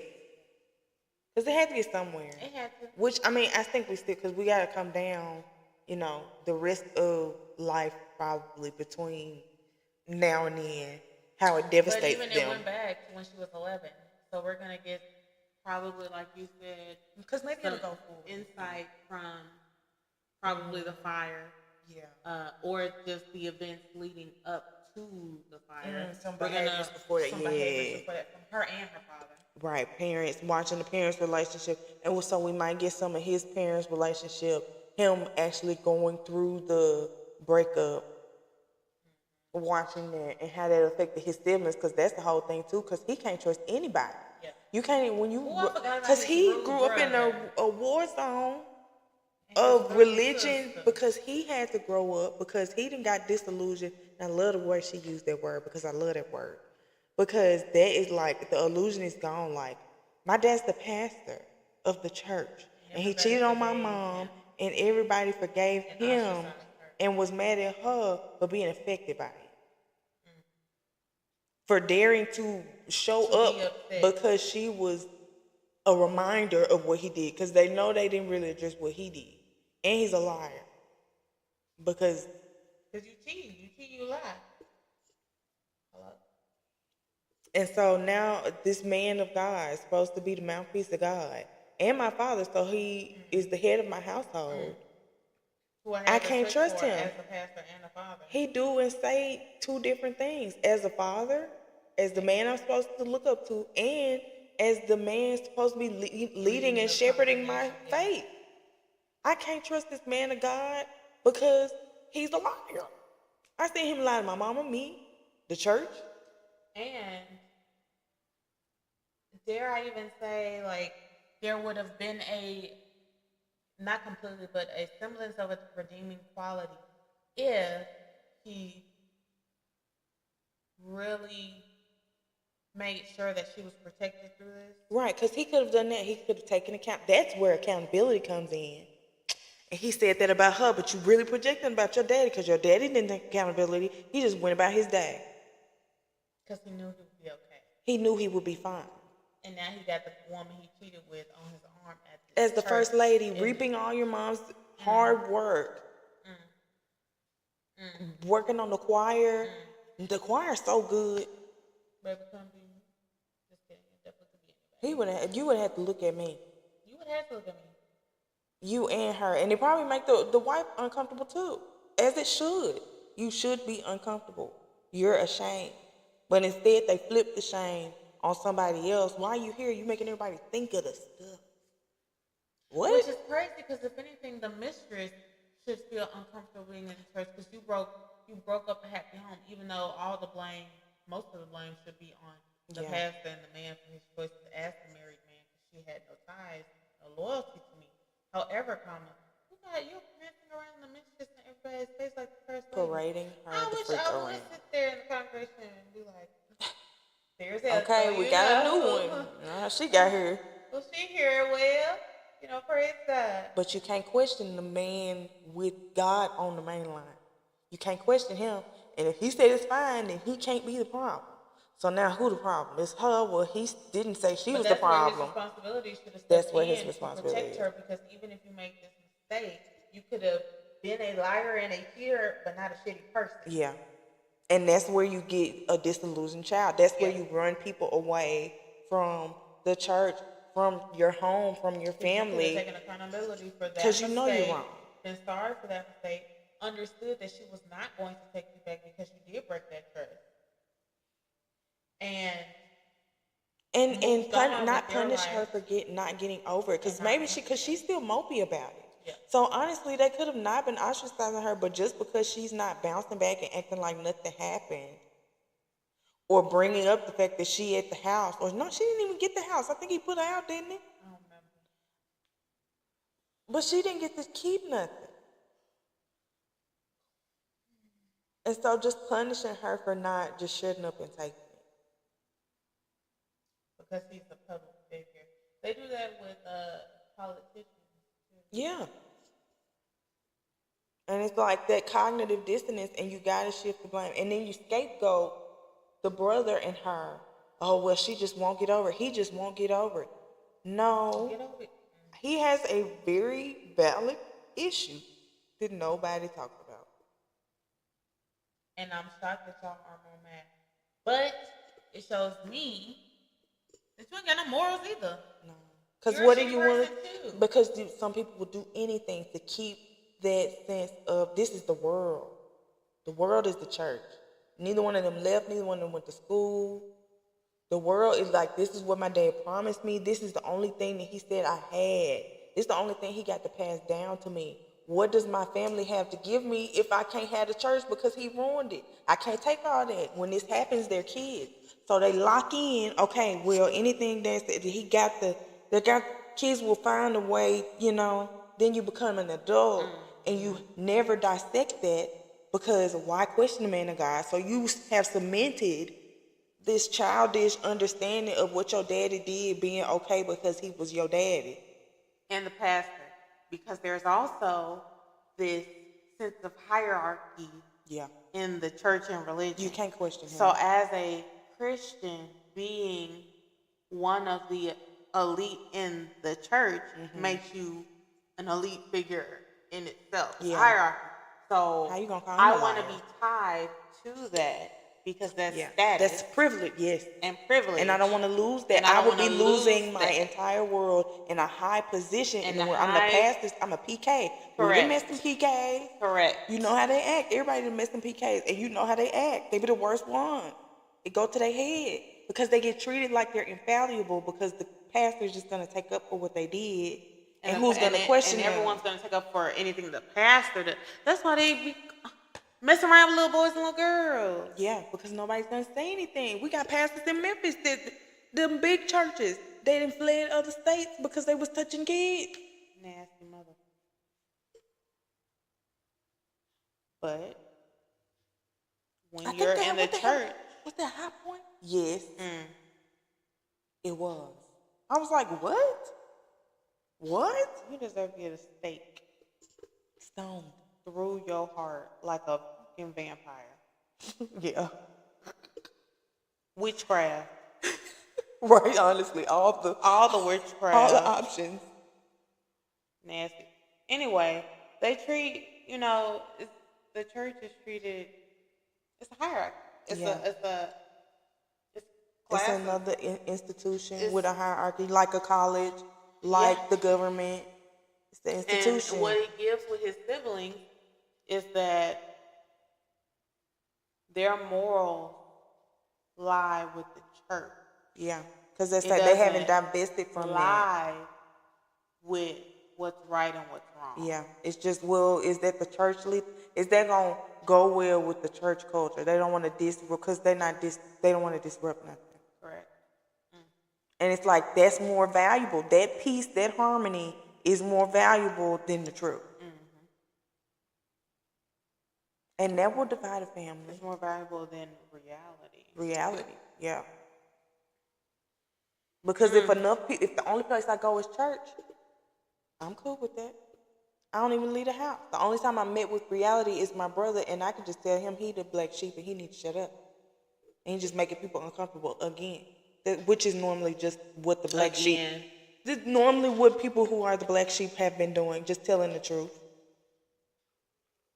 They did that to my mom. Hey, how about y'all don't refinance our mom's home and take the money? Shut up, Rita. We ain't even do that. But you did. They still paying on the mortgage now. She dead. Oh. They've been had that house since my mom was 3. She just turned like 60 something. Still paying it now. It never happened. Never happened. And that goes into another deeply rooted issue of the black family dynamic. How they let escape. It's always. And he the one that looked like the dad the most. Yeah. That stuff be poetic. Yeah. And I noticed that about like a lot of neurodivergent, what I peeped, this one girl had coined it on TikTok, nigga divergent. I've seen that. Yeah. The worst parent, the ones worst to the black sheep child, be disabled in the same way. Yeah. In the same ways. And it's really that black mindset of like, I'm going to have to whip my child into subservience before the world whips them into it. But really, and then you're just their first experience of a bully. Right. And then I'm also jealous because how dare you fail at this thing I feel like I'm killing myself to try and do. Why can't you do it? Because I felt that doing that to other people. That's why I feel like I had to learn it, because I'm pretty observant, and I didn't like the way that it felt. It felt like something was, like I was behaving in a way that wasn't honest. Cause I was like mad, but I'm like, I'm not mad at the right thing. I shouldn't be mad that this girl don't know how to boil noodles. I'm mad she don't know how to boil noodles because I would have to figure out how to boil noodles. And if I have to work and I know how hard that is, and if I have to work so hard to do X, Y, Z, and she doesn't. It's like, why does she not have to go through this? I'm frustrated. Yeah. And that's not her fault. Then you get there and you quickly come to the conclusion, that's not even important. Well, man, what? I could just do the thing. And she don't know.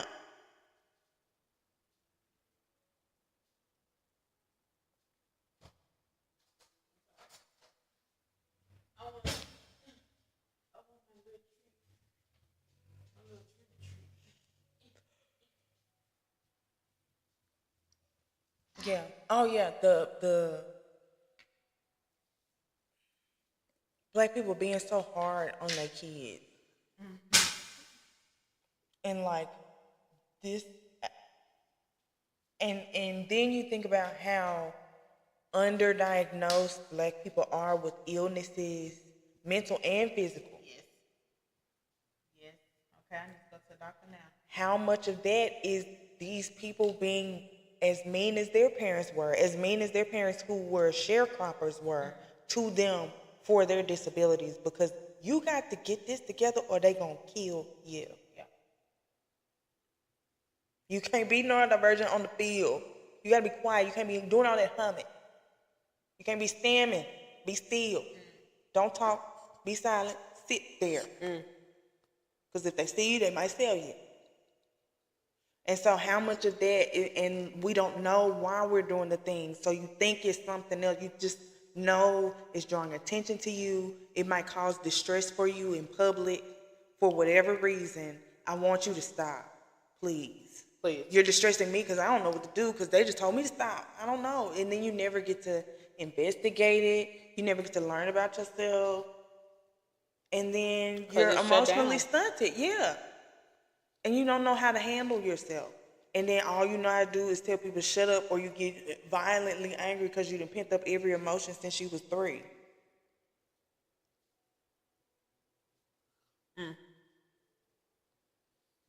I'm sure. Well, actually, there probably isn't, but I would mind seeing a case study on that situation. Mental disabilities during slavery. Because that's a concept I don't think I've really thought that much about. But even as a teacher and seeing children who have something, not even going towards like being severely autistic or, in that regard, but even having severe ADHD, where you can literally tell they cannot help it. Then you can't help it. And they cannot be still. Like, I have several babies, they've told me, they said, I know, I'm sorry, I can't help it. I know. You're take a walk. suffering. Go get some water, take a walk. Get it out. You take your medicine? No. Okay. Nobody made sure they had it. We go. Because their parent probably got what? ADHD and forgot. But you mad at the kid because he messing up at school because you would have remembered. No, you would not have.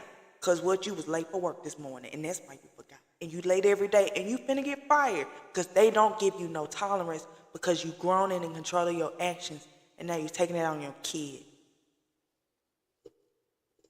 And now mama mad or daddy mad because I'm calling you at work every day because I'm trying to tell you, hey, little so-so didn't take that medicine. It's really affecting them. Why you keep blowing my phone up? I'm at work. I'm trying to work. I'm trying to make money. You focus. And I'm pulling your attention away. You need to be medicated too, bitch. Because it's your problem.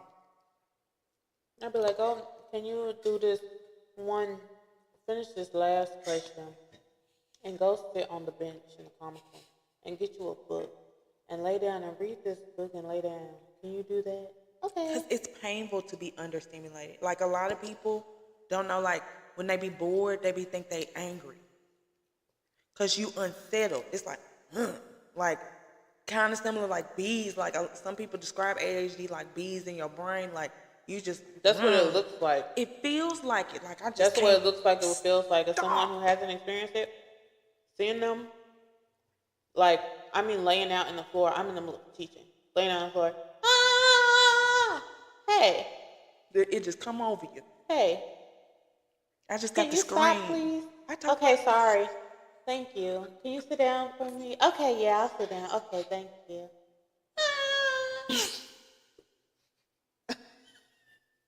Like mid every day. sentence. Me every Mid day. sentence.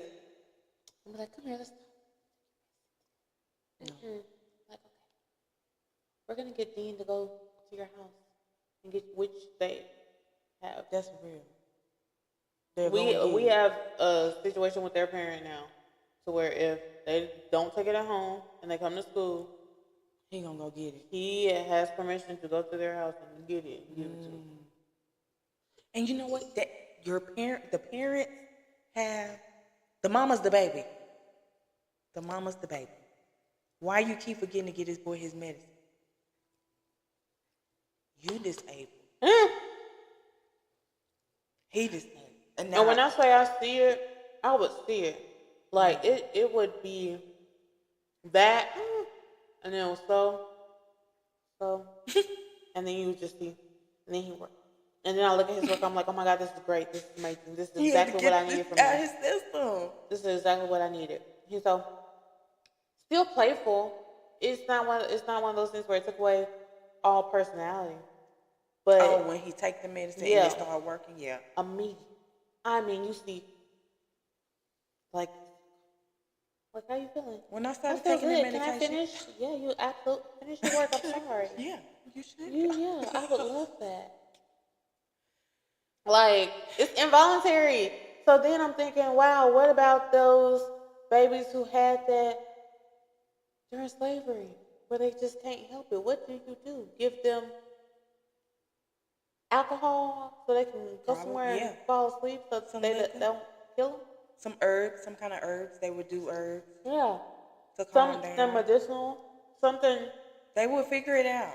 And then also beat you. If that didn't work, because they ain't had no medication. Yeah. But that's all they had. And that's the only example they had. And they didn't know what was going on. And it was out of fear. Wow.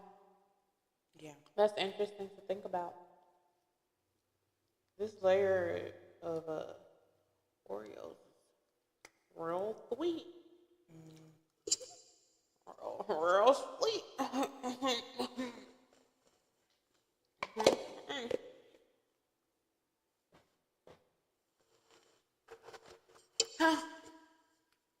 Wow. All that from reading 4 chapters. And I feel like that hierarchy, well, not hierarchy, but like the needs thing with the disabled and the children. No, she scratched me. Being in the middle, I feel like there should be everything, all the books. It's more interesting that way. I'm tired of reading about, that's why I stopped reading. I was tired of reading about boring Bella. Oh, not Bella. Well, she wasn't born, but we didn't never hear what was in her head. For real. It was just her pining after these dudes. What do you think about your relationship with your dad? Or your mom. You just treat him like a doorknob and he pay your rent, which that's very teen girl of you. But she didn't do no self-reflection. I was very, well, I don't know. Then 16, 17, you only got so much. Yeah. But still. These people supposed to be 20. Mind you, I think I've always gravitated towards certain books like that because one of my earliest memories of like nice big chapter books that you get from the store is the book, I don't remember the author, but it's called So Be It. And it was a book about a young girl's reality and like growing up, but coming of age, but her mom is disabled, but like she's like she has, I think like she has mental retardation. So not only was she wheelchair bound, mentally, she was trying to go through all that. And the name of the book, I don't even remember fully what happened. All I remember, it was so poetic to me because the name of the book is called So Be It. And that's because that's what her mom called her, because her name was Sophie.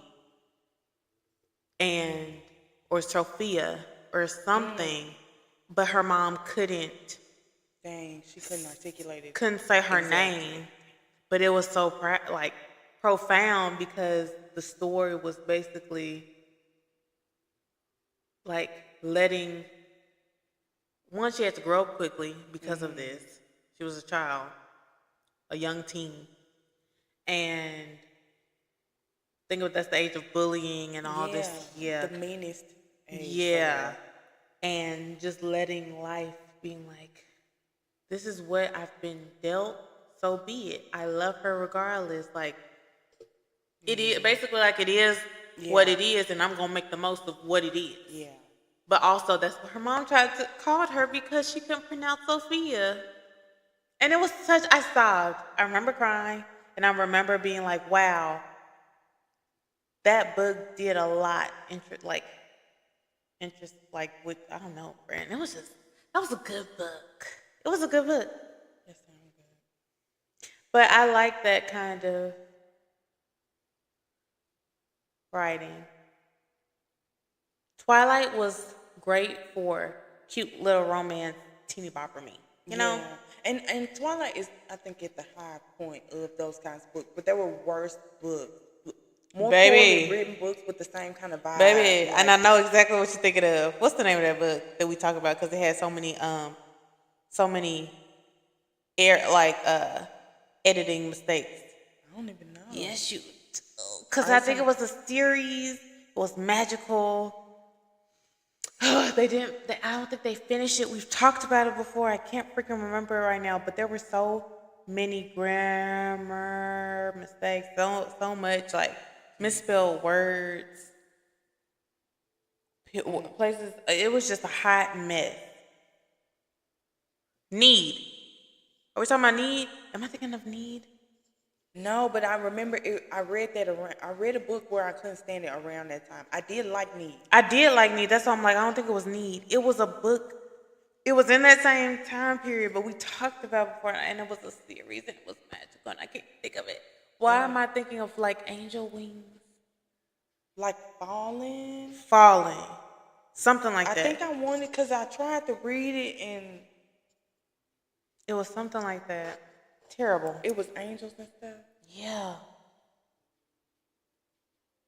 But the bar was low.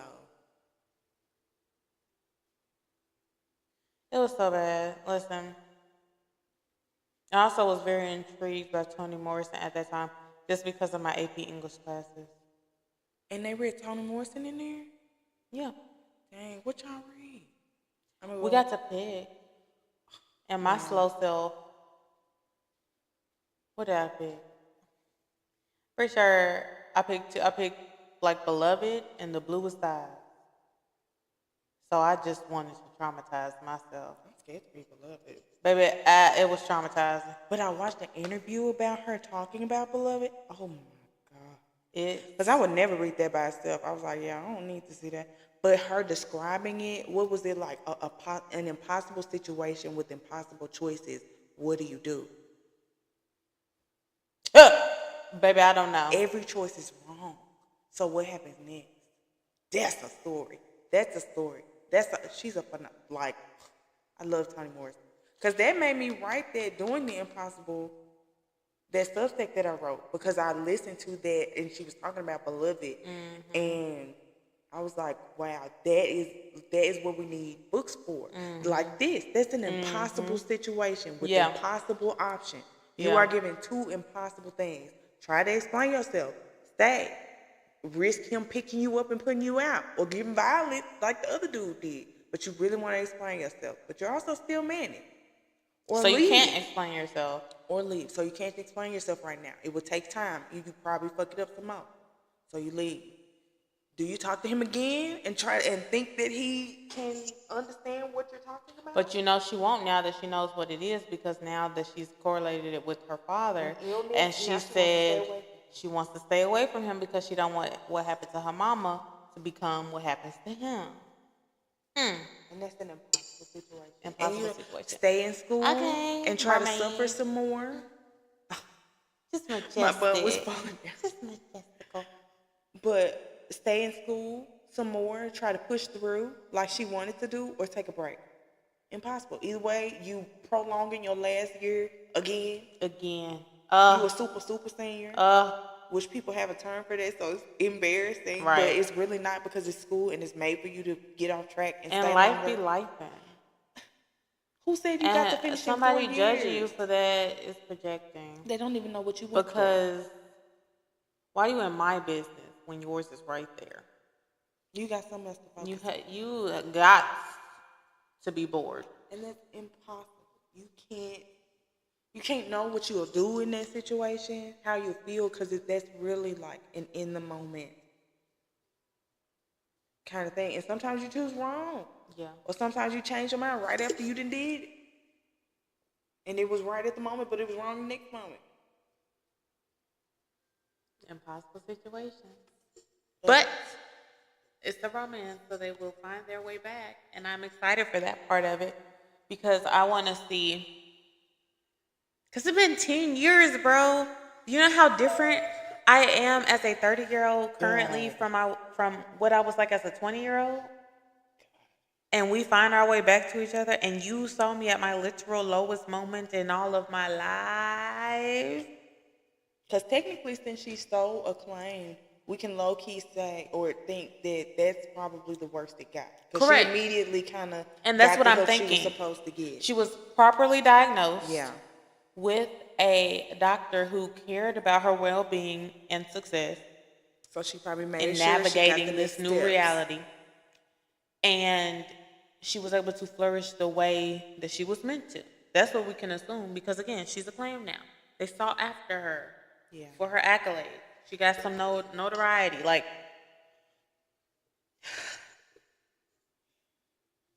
that's so poetic. yeah. And I've already thought you've got to read Real.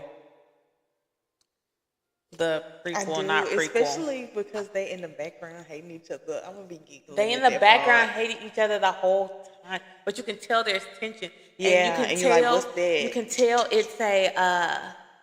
We'll get back to that later. Well, in the next you book. could tell it was a love. You could tell that it like the way they hate each other. It's not like a, like a nemesis or like a. It's not that. It's like a. I can't stand to be around, and that was the love of my life, and now I don't even want to look at you in your face. Like, ugh. And my gosh, it's so. And it makes sense because I truly feel like he was more in that book, Real. He was more than her. And she was probably more embarrassed than anything and ashamed because she know how it looked. And she didn't probably had all the information to get over it, but he don't have no information to get over it. And the fact that he's still mad all this time, again, she has not told him because she told herself that it's not his burden to bear. Yeah. So she's going to go on, and she's probably playing into the hate to keep him away. Because some part of her may also know that he would take her back if she explained it. And he would understand. He would be understanding. And she doesn't want him to get caught in the crossfire of her. Oh my gosh. So she just let him hate her. Yeah. And she probably plays it up and plays into it to keep him hating her. And I hate people like that. I hate people like that. Because don't do that. Because you're taking away my choice. You're taking away my choice. I don't know that what did you're we just doing talk about? that. Who mentioned that? You're taking away my decision like it was a... what were we talking about, Liz? When we was talking about the consent for the throuple or the consent for something? We were saying that somebody was trying to protect Oh, when she didn't tell him. Spider-Man. Oh, yeah. We were talking about Spider-Man. Spoilers for Spider-Man. Oh, I Well, forgot.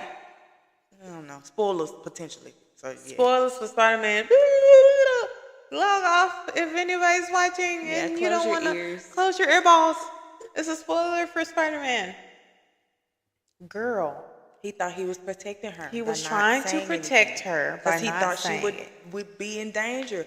But just like here, you putting people in danger when they're vulnerable and they 'Cause they don't have a lack of understand information. Because they have a lack of information. And you're withholding important information. Because they even don't know though what you want reality to they're keep in. her safe, you are causing her more harm and yourself for no reason when all you had to do was that same day when it was still fresh, before college, before life went on, before the renting of the house together, before the boyfriend, you could have told her and she could have made a decision on her own. That's 4 years y'all could have been building back the friendship. She could have felt it by then. Ned would have felt it immediately because He of would have his. did the little handshake. He would have did the handshake and it would have clicked for him, and then he would have spent his time trying to figure out how to help him make MJ He remember. could have used his. He could have worked on his magic. That's the whole what I'm time. saying. To help her come. Like, there were so many missed opportunities because you made a decision for everybody that wasn't yours to make. So she did the same thing. 10 years? Out of fear. 10 years? Out of some personal, something happened to him. And something He was happened like, to her with her father. Yeah. And so That I'm making wasn't a decision your for you, decision to and you're leaving make. people. It's kind of like how sinners, like when people try not to tell their kids to, or you know, in the church, people tell their kids not to do X, Y, Z, or just don't do that, or like abstinence, and they don't teach kids the sex education. Right. You're leaving them vulnerable because they Now are they got STDs ignorant, and 20 kids. because they don't know what they're up against. But they're also rebellious kids. Because who doesn't And like so, to? yes, with the hunting with the kids that were sinners, you don't know what you're up against. You Yeah. don't know that, yeah, you got more to lose singing this kind of music in public than just defiling God's name by singing the blood. It's stuff out there that can see. You don't know how to protect yourself because I told you it was witchcraft. And Now now you're vulnerable. you're doing it. You're still doing witchcraft. You playing that guitar in a witchcraft way. It's bringing attention. You But don't you know didn't how to know. You hone didn't it in. understand. You don't know how to correct it. You don't know how to keep yourself Now you safe fighting for with your it. life. Now people are dead. Now And you you fighting for traumatized your a life. lot. You traumatized. Your damn cousin died and turned into a vampire. They both died, but one died, and one died vampire. And Half the town did. what happened to homegirl he ate? She dead too, ain't she? She got burnt up in the sun. Because they turned her They too. burnt all of them up in the sun, I think. Yeah, everybody died. And it's like you have to give people the information. Because that was my big takeaway from Sinners. Like trying to keep people away from parts of themselves, parts about you, or information about what reality we live in for real. Yeah. Like if we're in a reality where you can get sick mentally, I need to know. I need to know for you so I can be there for you. But Yeah. instead, it's so, because people are so used to, and it's also the same thing of anticipating the bad in the reaction. It's the flip side. I'm anticipating you judging me. So I don't want to tell you so you don't throw me away before I even do anything. Or so you don't try to take my rights away Or before you're I do anything. anticipating that you will end up being the worst scenario, Yeah. like in their case. I'm going to do something to hurt you because I don't know how to control because I don't have control. And that's really just shame. Yeah. Because somebody told her dad, because they blamed her dad for him being out of control. She blamed him right now. And she can't even, she haven't even, and we see that's tension too. Yeah. That you have to work through, because to understand your own disability, you got to go back. How many people in my family did I blame for their behavior when they were in pain and didn't know how to articulate it, just like I was in pain? What do you do with that? And we haven't even seen the fact that she has to sit with that too, because literally immediately after this realization, it goes back to her at 11. It's so a this is multi-layered her grieving process. You have to grieve the life you knew before the disability. Yeah. Before you knew about it. Before you locked in. Like, it comes in stages and waves. All the people that you can see it on now who are suffering and don't know, you got to grieve that for them. You got to grieve what you could have with them if they came to terms with their disability in the way you do yours, so you can be yourselves. Sometimes you never get there. Other people don't always get there. You got to grieve that. That reality's dead. The reality where it's as simple as my dad and my mom just had some chaos and it took them out. Versus my dad needed help. Nobody helped him. They failed him and me. And now my parents are dead.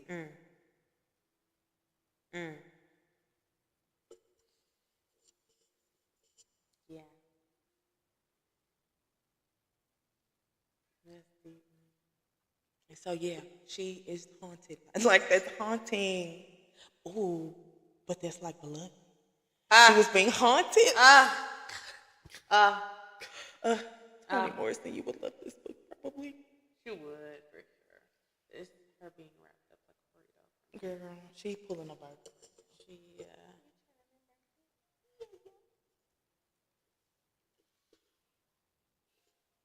That's a good book, Jen. It's so good. It's so good. And I just keep looking because I'm like, we are only this far in. That's not half. We got all this to go. How many is it moments? Oh, How many of those? I wonder if that's at the beginning. Where's the table of contents? Or is there one? Oh.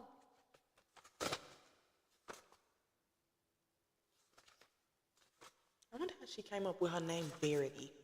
I haven't heard that name before. Moment.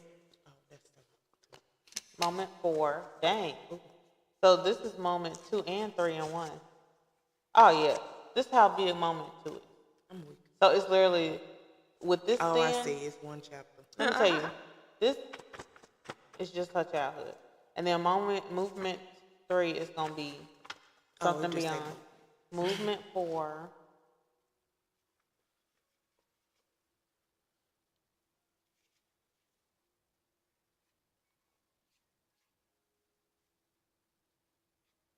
I think for the last Damn, one. really? But then it just say coda and then the epilogue. I don't know what a coda is. 52.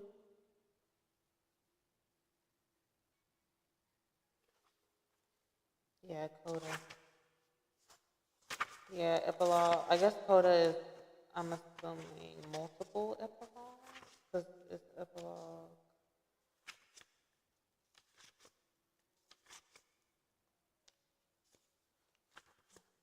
Oh, I think I heard about Before I Let Go. Girl, that's the series I was talking about where it was 3 best friends. Okay, yeah. And it's Before I Let Go because it's a second chance romance. Okay, When You're Mine. Ooh, that's cute. I was All the going to say that book King's somewhere Men. back there, but I don't think I think it was only on my Libby. Well, she got a novella. What's it called? I probably read it. It's for this Renaissance. It's called The Close Up. Yeah, I didn't read it, but it's in my list. It came out recently. Okay, yeah. It said it was in this Hollywood Renaissance series. Yeah, it came out recently. Okay, The Hoops, The Grip. I've heard about all the Kingsman series. I said I was going to read that one.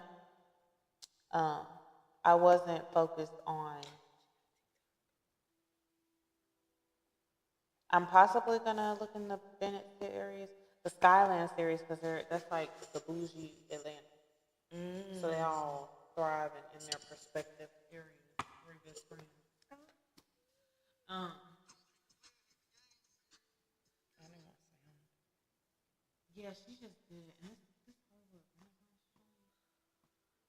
and the Skyland series, that's what I've read from her so far. why does she make me? I get the impression that I got from when I was using, and this don't sound so crazy off the top.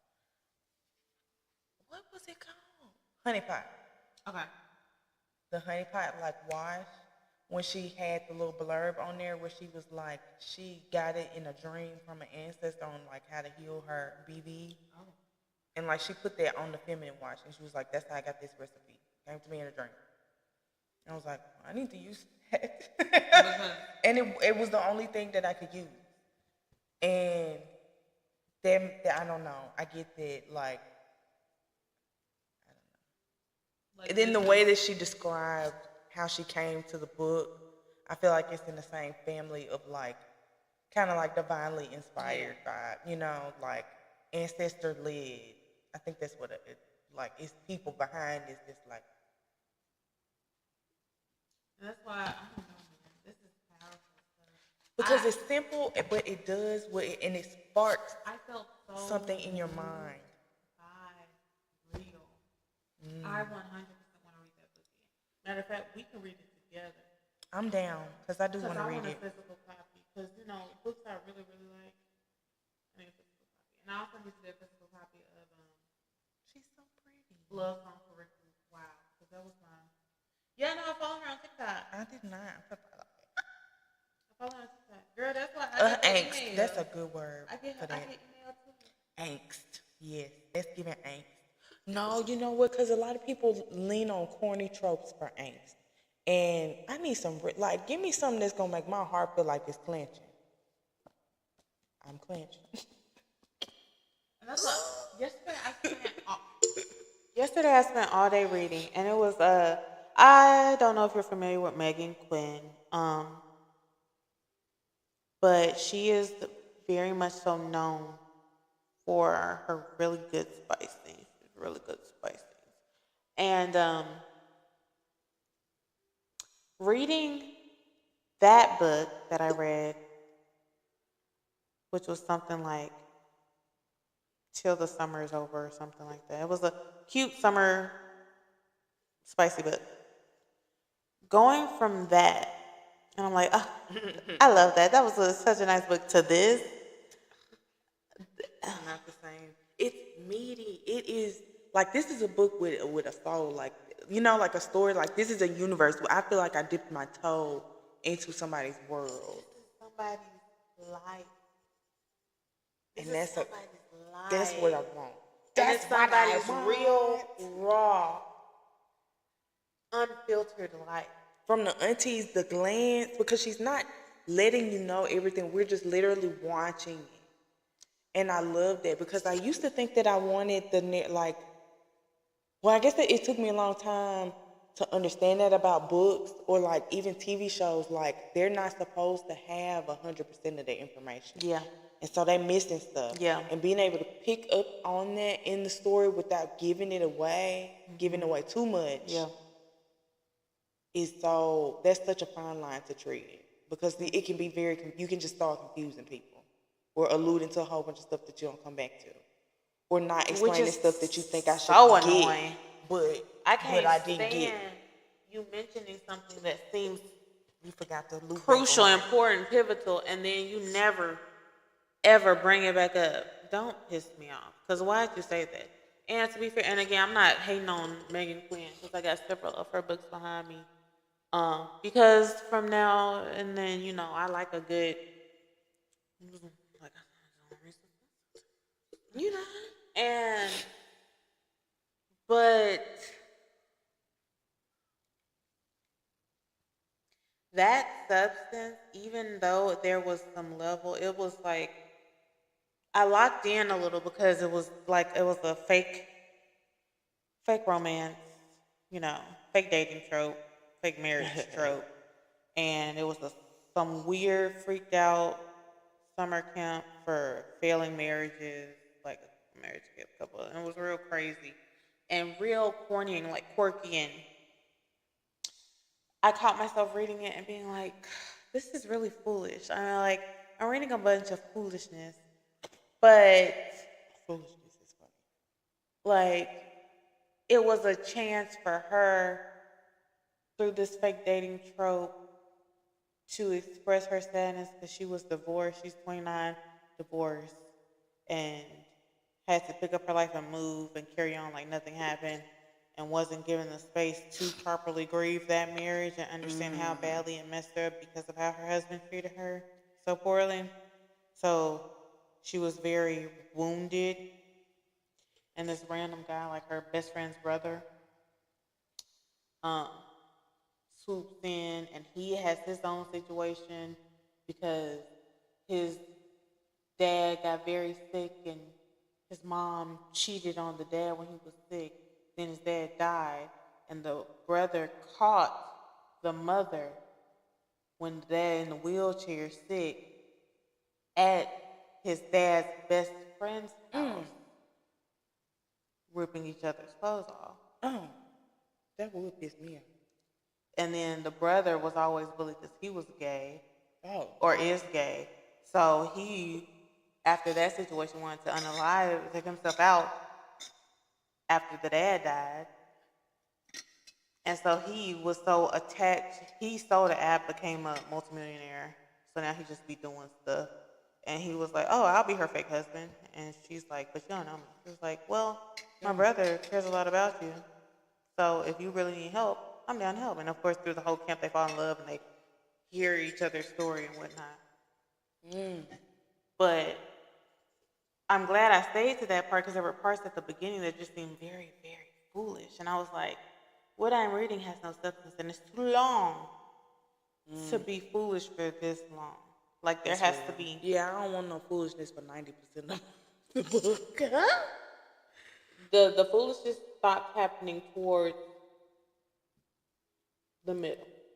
I will say it was like right before the middle because I was like, "What's happening?" Like, because you didn't understand. You knew she was the worst, but you didn't understand the depth of the husband. Like mentally checked out. He was absent. She was asking for things. He belittled her. He called random stuff out. Who, the dad? Her ex-husband. Oh, on the girl's end. Okay. So she was dealing with like severe self-esteem issues because of that. And then on his side, he's so happy and like he's just, oh, I'm a free spirit. He's super free spirit, like very down to earth for a millionaire. Just cool vibes and chill. But the therapist, the marriage counselor therapist, pulled him aside and was like, do you think the reason after they revealed that they were fake married because they were good, do you think that you can't fully commit to her because all of your priority lies with your brother because you're so afraid of the fact that he almost took his life that now you can't detach from him in order to open yourself up to love someone else the way you love him? I said, to the point where you willing to marry a stranger for him? Because, boy, what? Yeah, I'll marry you. I don't care. Now, y'all fall in love during this X amount of long camp because of your shared, trauma. And you're at a therapy camp, so y'all are faking, but you're talking about real issues. And you're going back home and working it out. Building a relationship on the back end. And I was, it wrapped itself up at the end. It did. And as nice as that was, all that to say, you can eat off of. all that to say, that the book that I read yesterday, I enjoyed it when it got to the root of it all, and it wasn't just so. We have a dildo on the wall. Oh, And you guys got the sex gathering. Let's see if we can spark back up your marriage since y'all are having marital issues. it's because we're strangers. Let's give you a basket full of toys I'm and condoms. Like it went from there, and I was like, "What am I reading?" Like it gets to a point. Was it this? Hush. It may have been Hush. Because it looked like the falling thing, but it may be Hush. I don't remember. Think it was Hush, Leah. It was Hush. It was Hush. It was a mess. There was typos. Ooh, and it's only got a 3.9 too. Yeah. Yeah. Because I was wanted like, to I like don't it know because why it sounded like all the things Yeah. that sound good. It was Angels, past lives, little magic, typos. Yeah, because the dude named Patch. Girl. That scratched something in my brain. Girl, we talked about this before because we talked about how much we did not like it. That's so funny. I put that out my brain. We did not like that. And I it's put that in my brain. So I was like, girl, I just know it was black. I'm thinking of black wings. That's how my brain thought. Because I remember seeing that. I'm like, that's given this title, this picture. Black Wings. I'm like, that's all I know. I don't know if the wings were attached to a body or not. I don't remember that. I just remember Black Wings.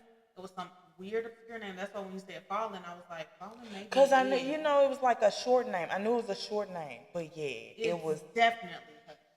It's definitely because this is the Fallen one, and it's like similar vibe. But similar that's not what I was thinking. It's not the girl. I was thinking because she wasn't the angel. It was the other dude. Yes.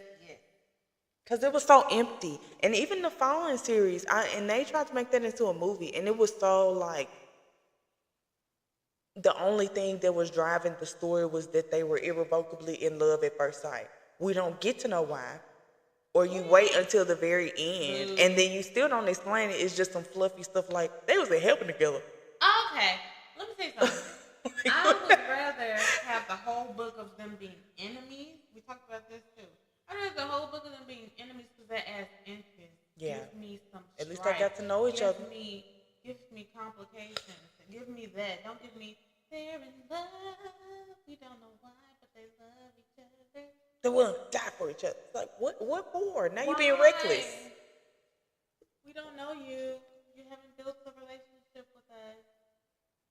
Y'all just coming in already in love. What does that have to do with me? Why do I care? Congratulations, goodbye. I'm not invested. I could have even gotten more from Need, honestly, but I think Need was a specific kind of. Need also, though, I don't know. I like Need. Need was ahead of his time, low key. I liked Need a lot. I did like it, but I was thinking it could have had more in the in the meaty story. I think about like her relationships, because I think there was a dude that she was interested in, but they didn't get into it because she had to figure out she was a fairy. But they did have 3 books to do it, and I don't think they go back. Can I be honest? What? I don't remember it. I don't remember the end. I just remember liking it. It was riveting. Just like I don't remember Hush Hush, but I just remember not liking it. I remember, okay, she was a pixie, not a fairy. Pixie, they were pixies. They were like mean. Like yeah, and they couldn't do silver. And she was half pixie. Yeah. And her dad was like the Pixie King or something. Yeah, Pixie King. Yeah. And so it was kind of like the Forks vibe, and he was evil. All of them was evil. So when they figured out she was a pixie, they were like, "Girl, come over here, and we're gonna kill you." I was like, "Oh," I think she was in danger, and they was trying to get her. So I just assumed they were trying to take her out. But they was kind of evil. They trying to take me out on Princess. My dad is I don't remember how they end. I liked that book. I had all of them, and I was waiting on it to come out. Like I said, if it's not there, which I can look and see it's not, because those are my more recent books that I bought in my old house. If I go to my parents' house right now, that book is somewhere upstairs. That was such a good trilogy. All those books, all 3 are somewhere By upstairs. Carrie Jones. I was obsessed with that.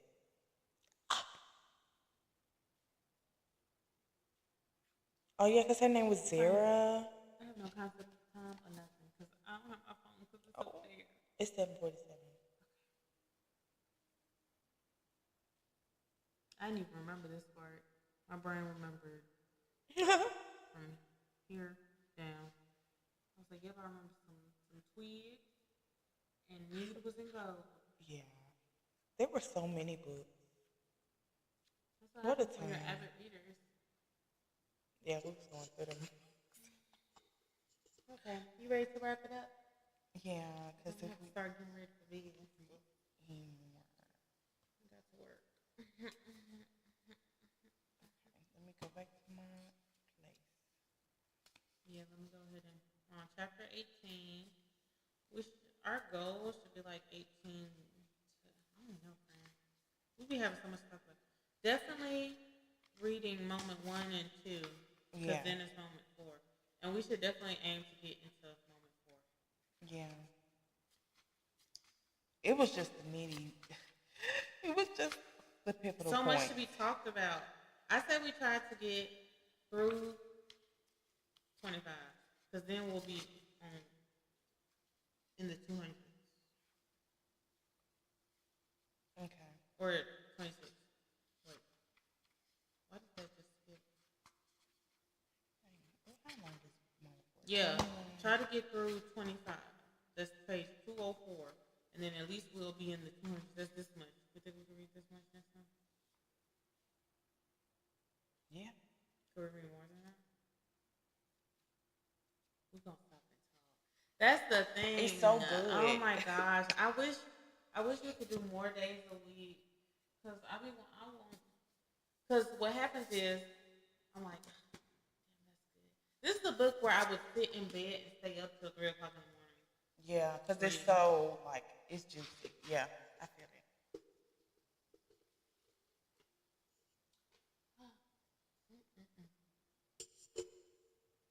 I want to see if I can see my face.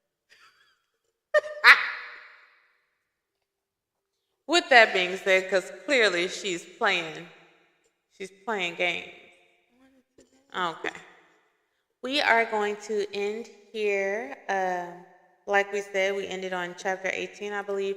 So if you want to join us next Sunday around this time, we're going to continue reading. We're going to continue talking about score and talking about just life as it pertains to the book and beyond. And you can join us, read, catch up, get the book and catch up. So you can join us in the conversation, and maybe one day we'll be able to have the technology to read comments. Wow.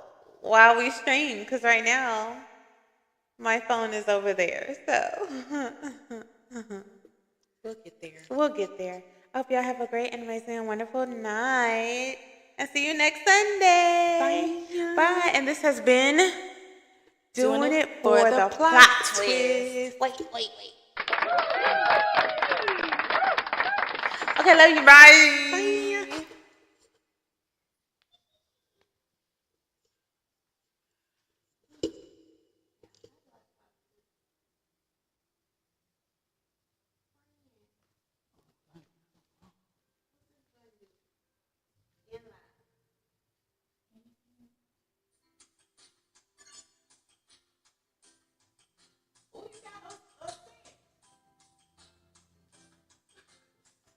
So we got half a cent each. Hey. Hey. Do it show you like any of the stuff? Like, in a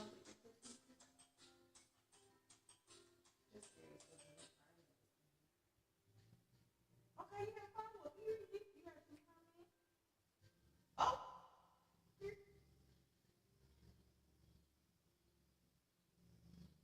That's why I said we can start streaming on TikTok. Did I show you?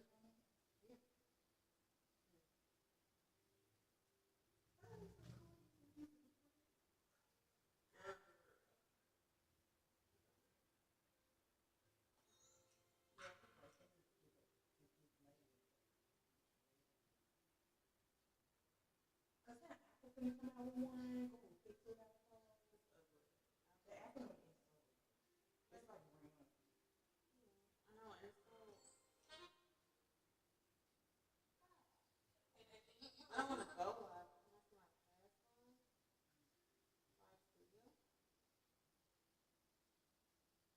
Bitch.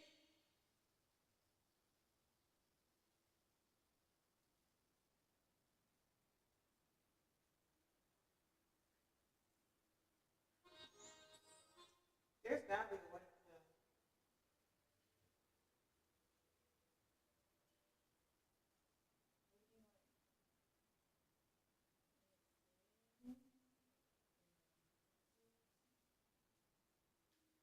Cause I don't know. TikTok.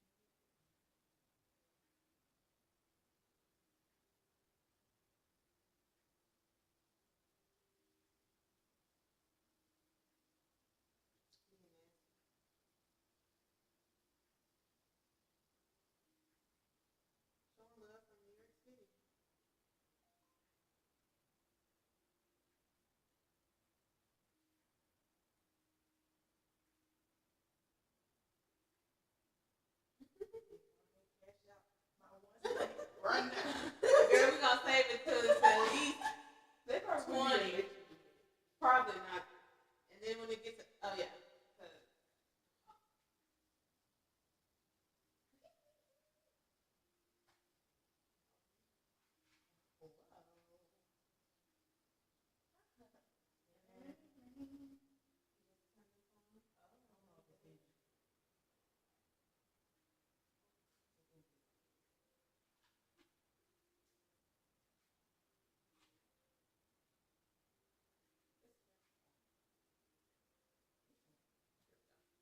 Now, well, do that.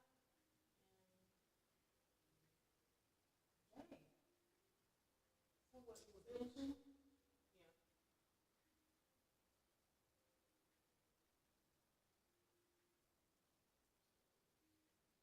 Yeah, it automatically connected. So now, it's on that one.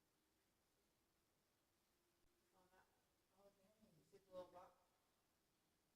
Oh, my goodness. So then I click it. Okay. I keep thinking this is select A is select. I hate that they slightly different in each console. I didn't realize it.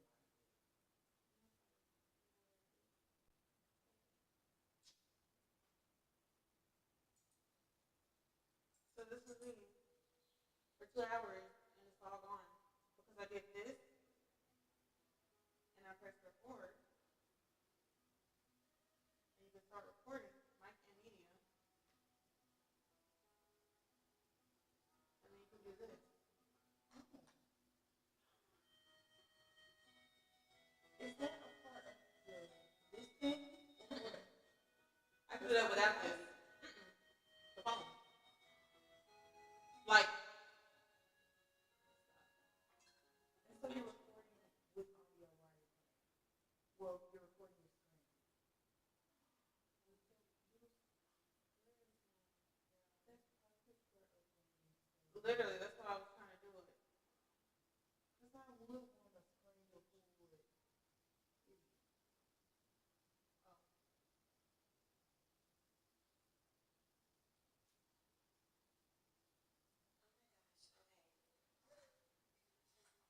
This is me at work.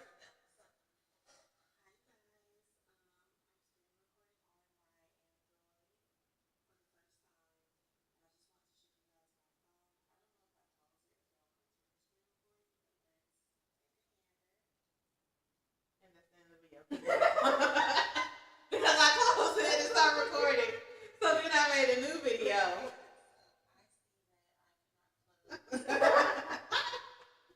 So actually, that's the. Oh, girl. Did I stop that? Did you stop it? Girl, no. Oh. We're still doing it for the plot twist. Oh my gosh.